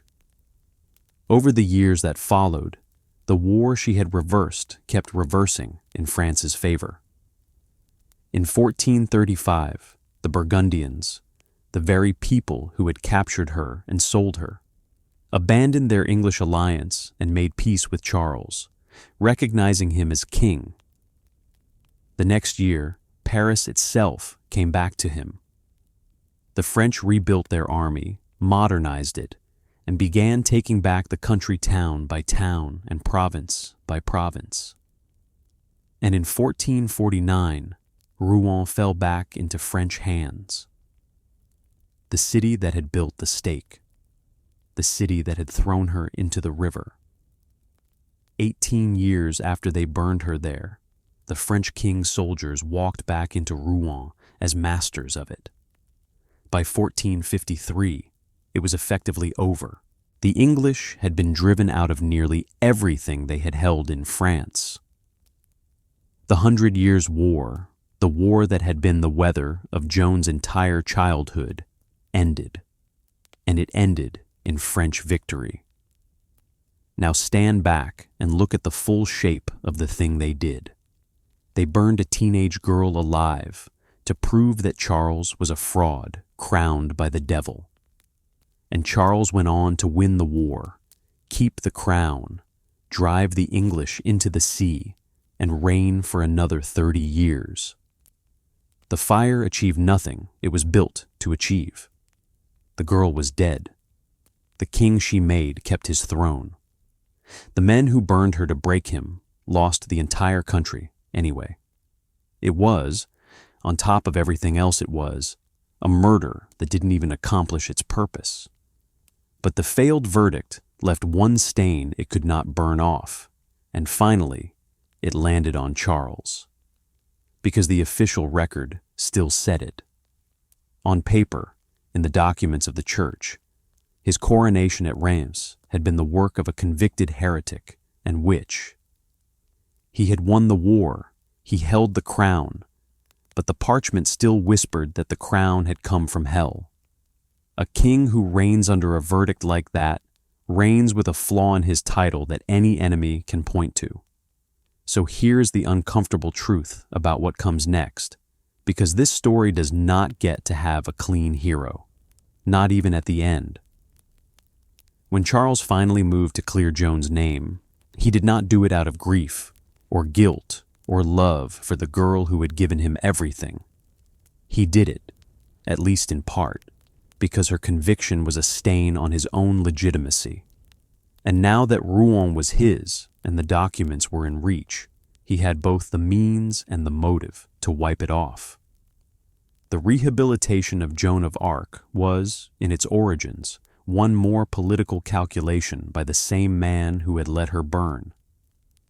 He cared about her innocence when, and arguably because, her innocence was worth something to him. The record cuts both ways, all the way down. Even her vindication has the king's self-interest folded inside it. But the appeal that actually cracked the case back open did not come from Charles. It did not come from a king or a bishop or a general. It came, more than 20 years after the fire, from an old woman in her 70s, dressed in mourning, who had been waiting half her life to say one thing out loud. Joan's mother. Back in the first chapter, I told you to remember her mother, Isabel. Here is why. For 24 years, Isabelle Romay had lived as the mother of a convicted heretic. She had watched her daughter ride out of a border village and come back as smoke and a verdict. The city Joan had saved, Orléans, took the old woman in and gave her a pension, which tells you what ordinary people thought of the official ruling, even while it stood. But the ruling did stand. On paper, her child was a witch who had been justly burned. And Isabel was now in her 70s, near the end of her own life, with that brand still hanging over the only thing she had left of her daughter. Her name. In November of 1455, she went to Paris, to the Cathedral of Notre Dame, and she stood up in front of the assembled court of the church. It is one of the few moments in this whole story when someone who loved Joan got to act. An old woman in mourning, held up on both sides because the weight of it kept buckling her knees, stood in the most important cathedral in France and demanded that the men of the church give her back her daughter's name. By the accounts that survive, she broke down, and the people in that cathedral wept with her. She had waited 24 years to say it, and she said it. The retrial she set in motion had the backing it needed this time. Authorized by the Pope, Calixtus III, driven by the Inquisitor General of France, a man named Jean Bréhal, requested formally by Isabel and her sons. And this time, the court did the one thing the court that killed her had never done. It investigated. They did not summarize. They did not boil her down to 12 distorted sentences and hand them to a friendly university. They went and found the people who had actually been there, and there were a lot of them, and they put them under oath. More than 100 witnesses. The neighbors from Domremy who had known her as a quiet, devout child. The soldiers who had ridden and fought beside her and watched her weep over the dead. The clergy who had sat in the condemnation trial and gone home uneasy. The notary, Manchon, who had recorded it all. The friars who had stood at the foot of the stake and held up the crucifix and heard her say the name of Jesus as she died. The men who had been in the room for 24 years of silence finally opened their mouths, and what came out was a portrait of a rigged trial. Improper procedure, a girl with no counsel, articles that misstated her words, the favorable verdict from Poitiers that had quietly gone missing, pressure and fear, and a verdict that had been decided before it began. And here is the turn the whole night has been pointing at. The single most powerful piece of evidence for her innocence was the transcript itself. The document the English had built to be airtight, unanswerable, a perfect record of her guilt. That document was the thing that convicted her judges. Because a careful, complete record of a rigged trial is a careful, complete record of the rigging. You could read in the condemnation court's own meticulous notes the illegality of it, the trap questions, the girl with no defender, the bent articles, the missing clearance. They had written down everything, believing thoroughness was their weapon, and their thoroughness became the proof against them. The paper they built to burn her became the paper that cleared her. On the 7th of July, 1456, the verdict came. The court declared the original trial null and void, corrupted by fraud and malice, riddled with procedural crimes. Joan was declared innocent. The final summary called her a martyr, and it laid the blame on the dead Bishop Cauchon for having convicted an innocent woman in the service of a worldly grudge. 25 years after they threw her ashes in the Seine so that nothing of her would remain, the one thing they had not been able to throw away reached up out of that box and gave her back her name. And I have to keep faith with you here, the way I have all night, because it would be easy to let the music swell and stop. The nullification did not bring her back. It cleared a name. It did not undo a death. The girl was still 25 years gone. She still had no grave to clear, because they had made sure of that. And the verdict that vindicated her also, conveniently, scrubbed the stain off the crown of the king who had let her burn. Even her innocence, in the end, was useful to the man who had abandoned her. Joan got justice. She did not get her life. Those are not the same thing, and the second one was the only one that ever mattered to the girl in the cell. That should have been the last word. Innocent. Martyr. 1456. Case closed. But the strangest verdict of all was still 500 years away. Because the same church that tried her, condemned her, and handed her to the fire was one day going to kneel down in front of her and call her a saint. For a long time after 1456, Joan sat in a strange place, cleared, remembered, half worshipped by ordinary people, but not officially anything.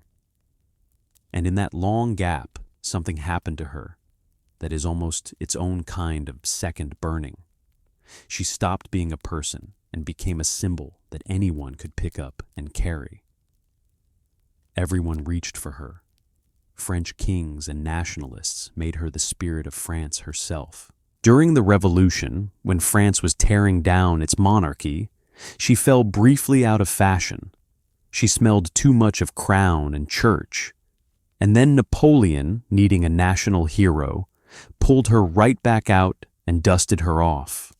After France was humiliated in war in the 19th century, she came roaring back as a patriotic icon, a wounded country reaching for a girl who had once turned a hopeless war around. The Catholic right claimed her. The secular republic claimed her, too. In the century that followed, the far right marched under her name, and the left answered that the real Joan belonged to them. She has been waved as a feminist banner and a nationalist banner in the same decade by people who could not stand each other. A girl who belonged to no faction while she was alive, who was, if anything, betrayed by every faction that ever used her, became, after her death, a flag that every faction wanted to fly. They did to her memory exactly what the war had done to her body. They passed her around and took what they needed. And then the institution that had burned her changed its mind one more time. In 1909, the Catholic Church beatified her. And on the 16th of May, 1920, Pope Benedict XV canonized her, made her a saint. Saint Joan of Arc, holy in heaven to be prayed to, with a feast day that France turned into a national holiday. The same church whose court had declared her a heretic and handed her to the fire now knelt in front of her and asked her to intercede with God. Lay the three verdicts side by side, because the line they draw is the whole point of this story. In 1431, the church examined Joan and her voices and called her a witch and a heretic and burned her. In 1456, the church examined the same girl and the same voices and called her innocent, a martyr.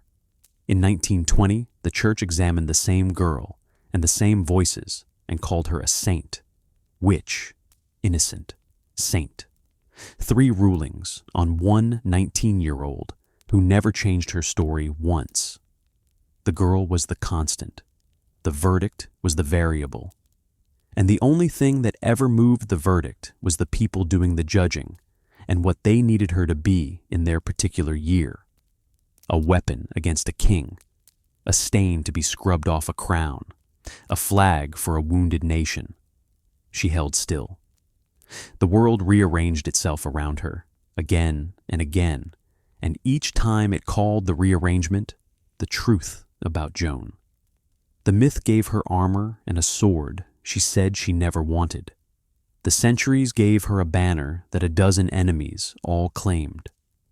And underneath the armor and the banner and the 3 verdicts, the actual person, the girl who could not read, who wept over dead enemies, who broke once at the edge of a fire and then chose the fire anyway rather than live a lie, kept getting buried deeper. So, before we close, let's do the one thing almost no one who ever used her bothered to do. Let's just look at what the record actually leaves us. Not the saint, not the symbol, the girl. Let's take the legend apart, piece by piece, against the record, the way we promised at the very start. The myth gives you a warrior, armor, a sword, a girl who won battles by cutting men down.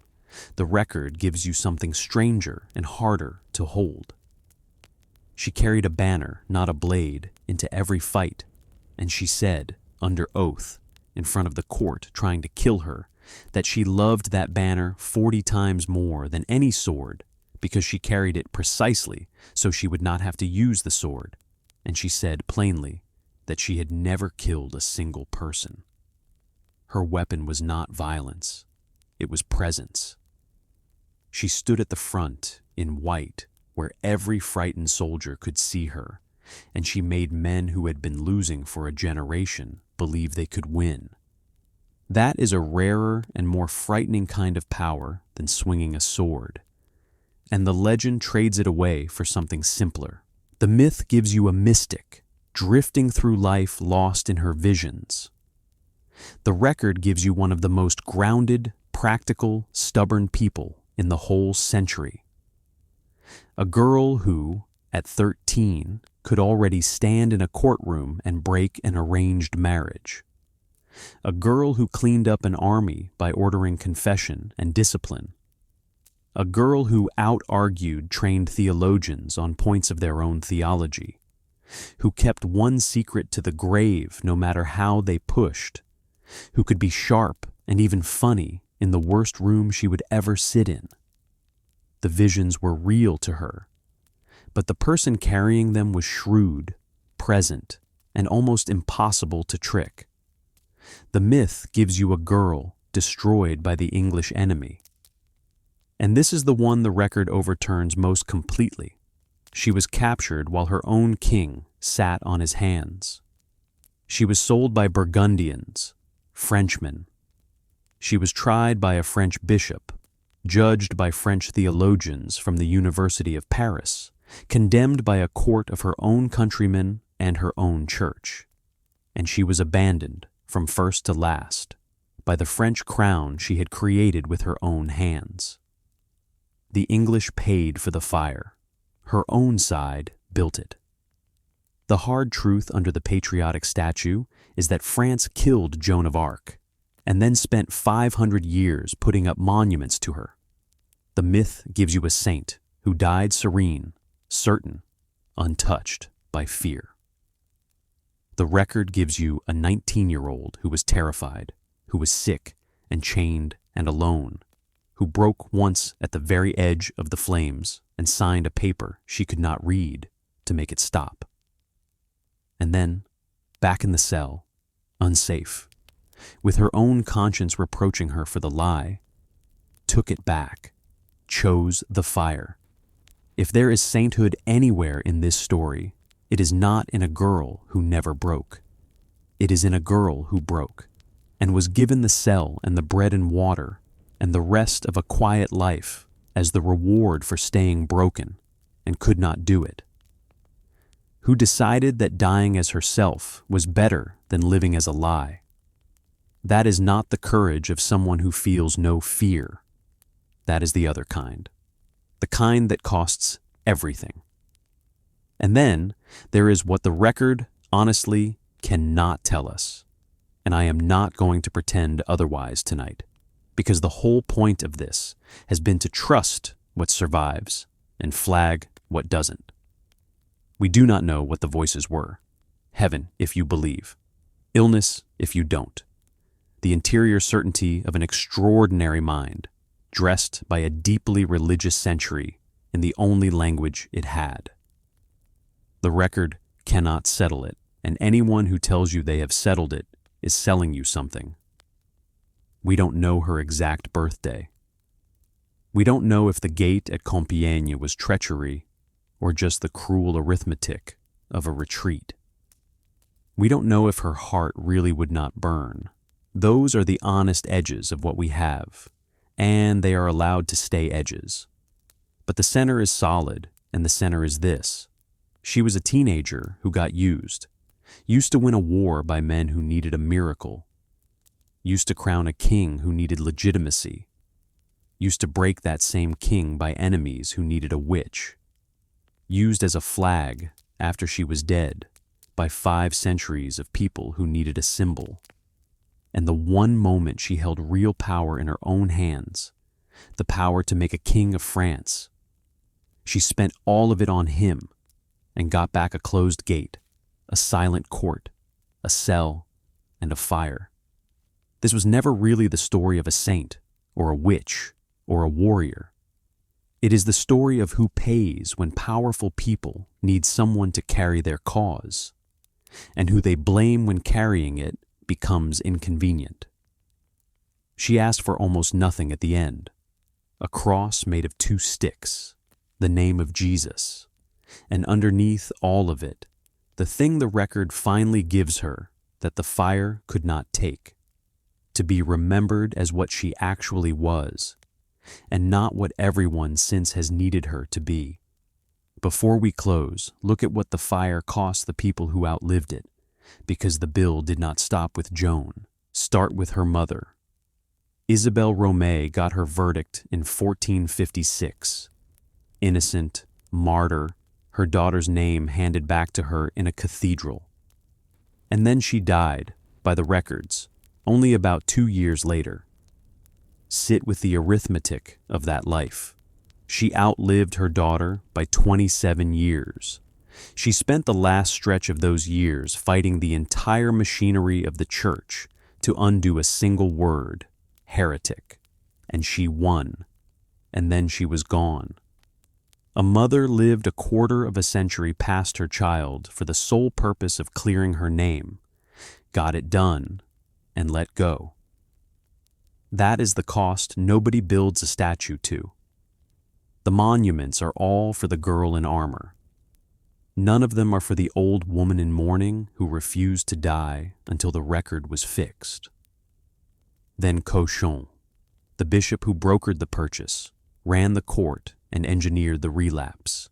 He died in 1442, suddenly, 11 years after the fire, and 14 years before the retrial. He did not live to watch his masterpiece declared null and void. But the nullification named him for exactly what he was: the architect of a judicial murder carried out to settle a worldly grudge.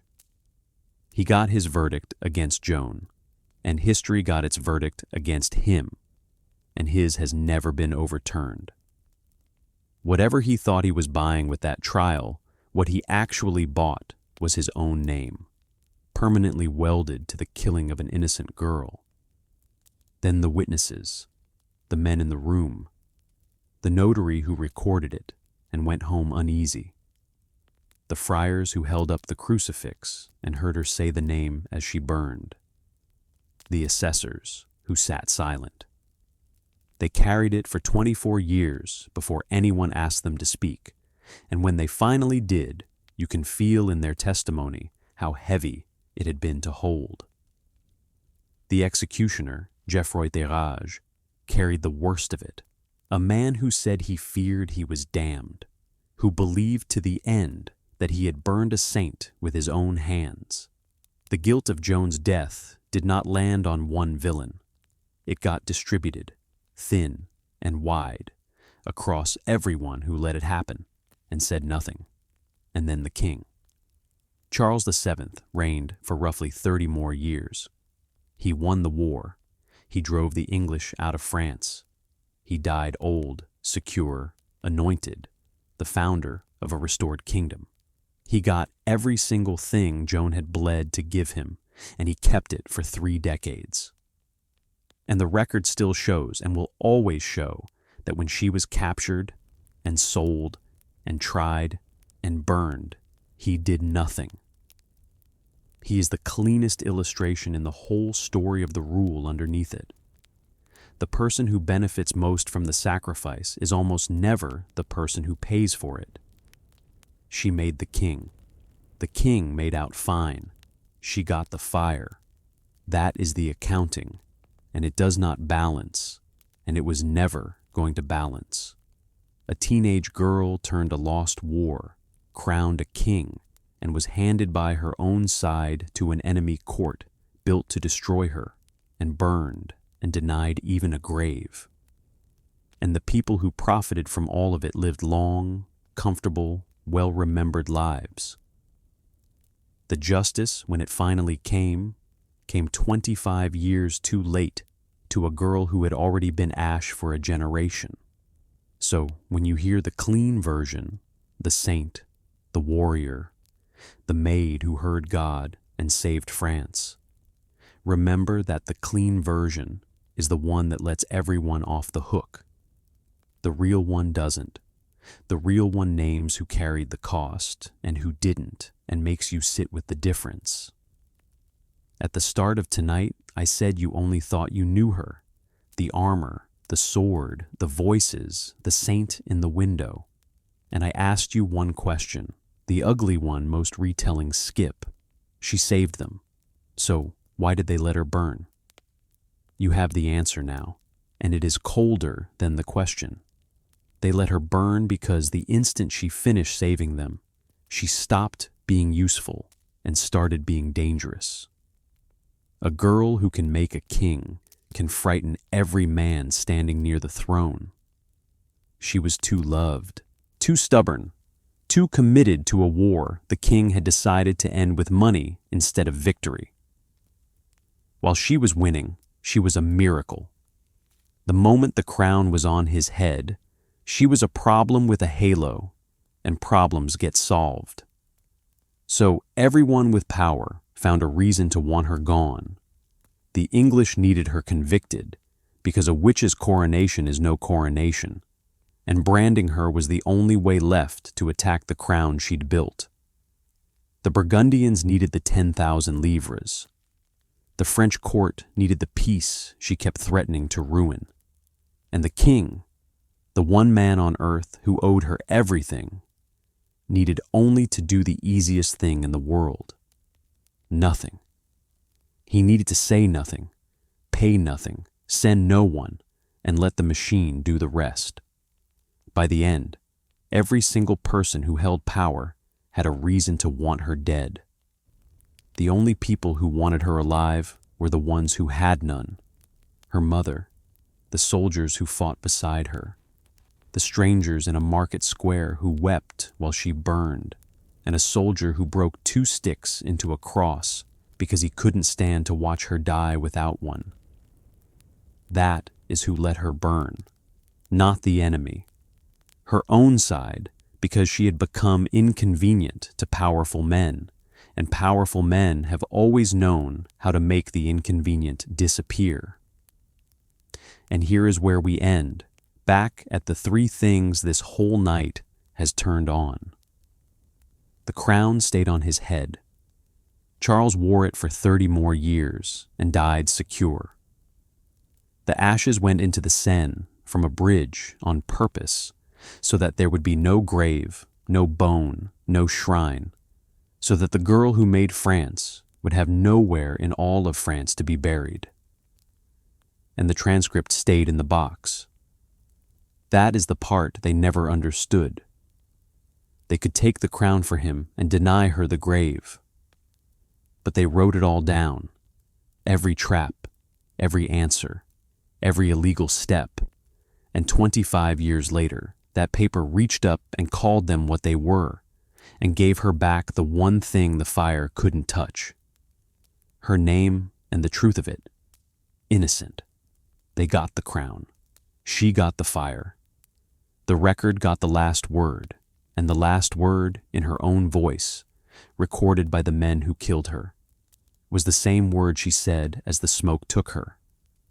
Not a curse, not an accusation, not the name of the king who left her there. Just the name she trusted more than any of them, said once. And then nothing but the river, carrying a teenage girl out of the country she saved, toward an ocean, so that France would never have a place to bury the person who gave it back to itself. She was 19,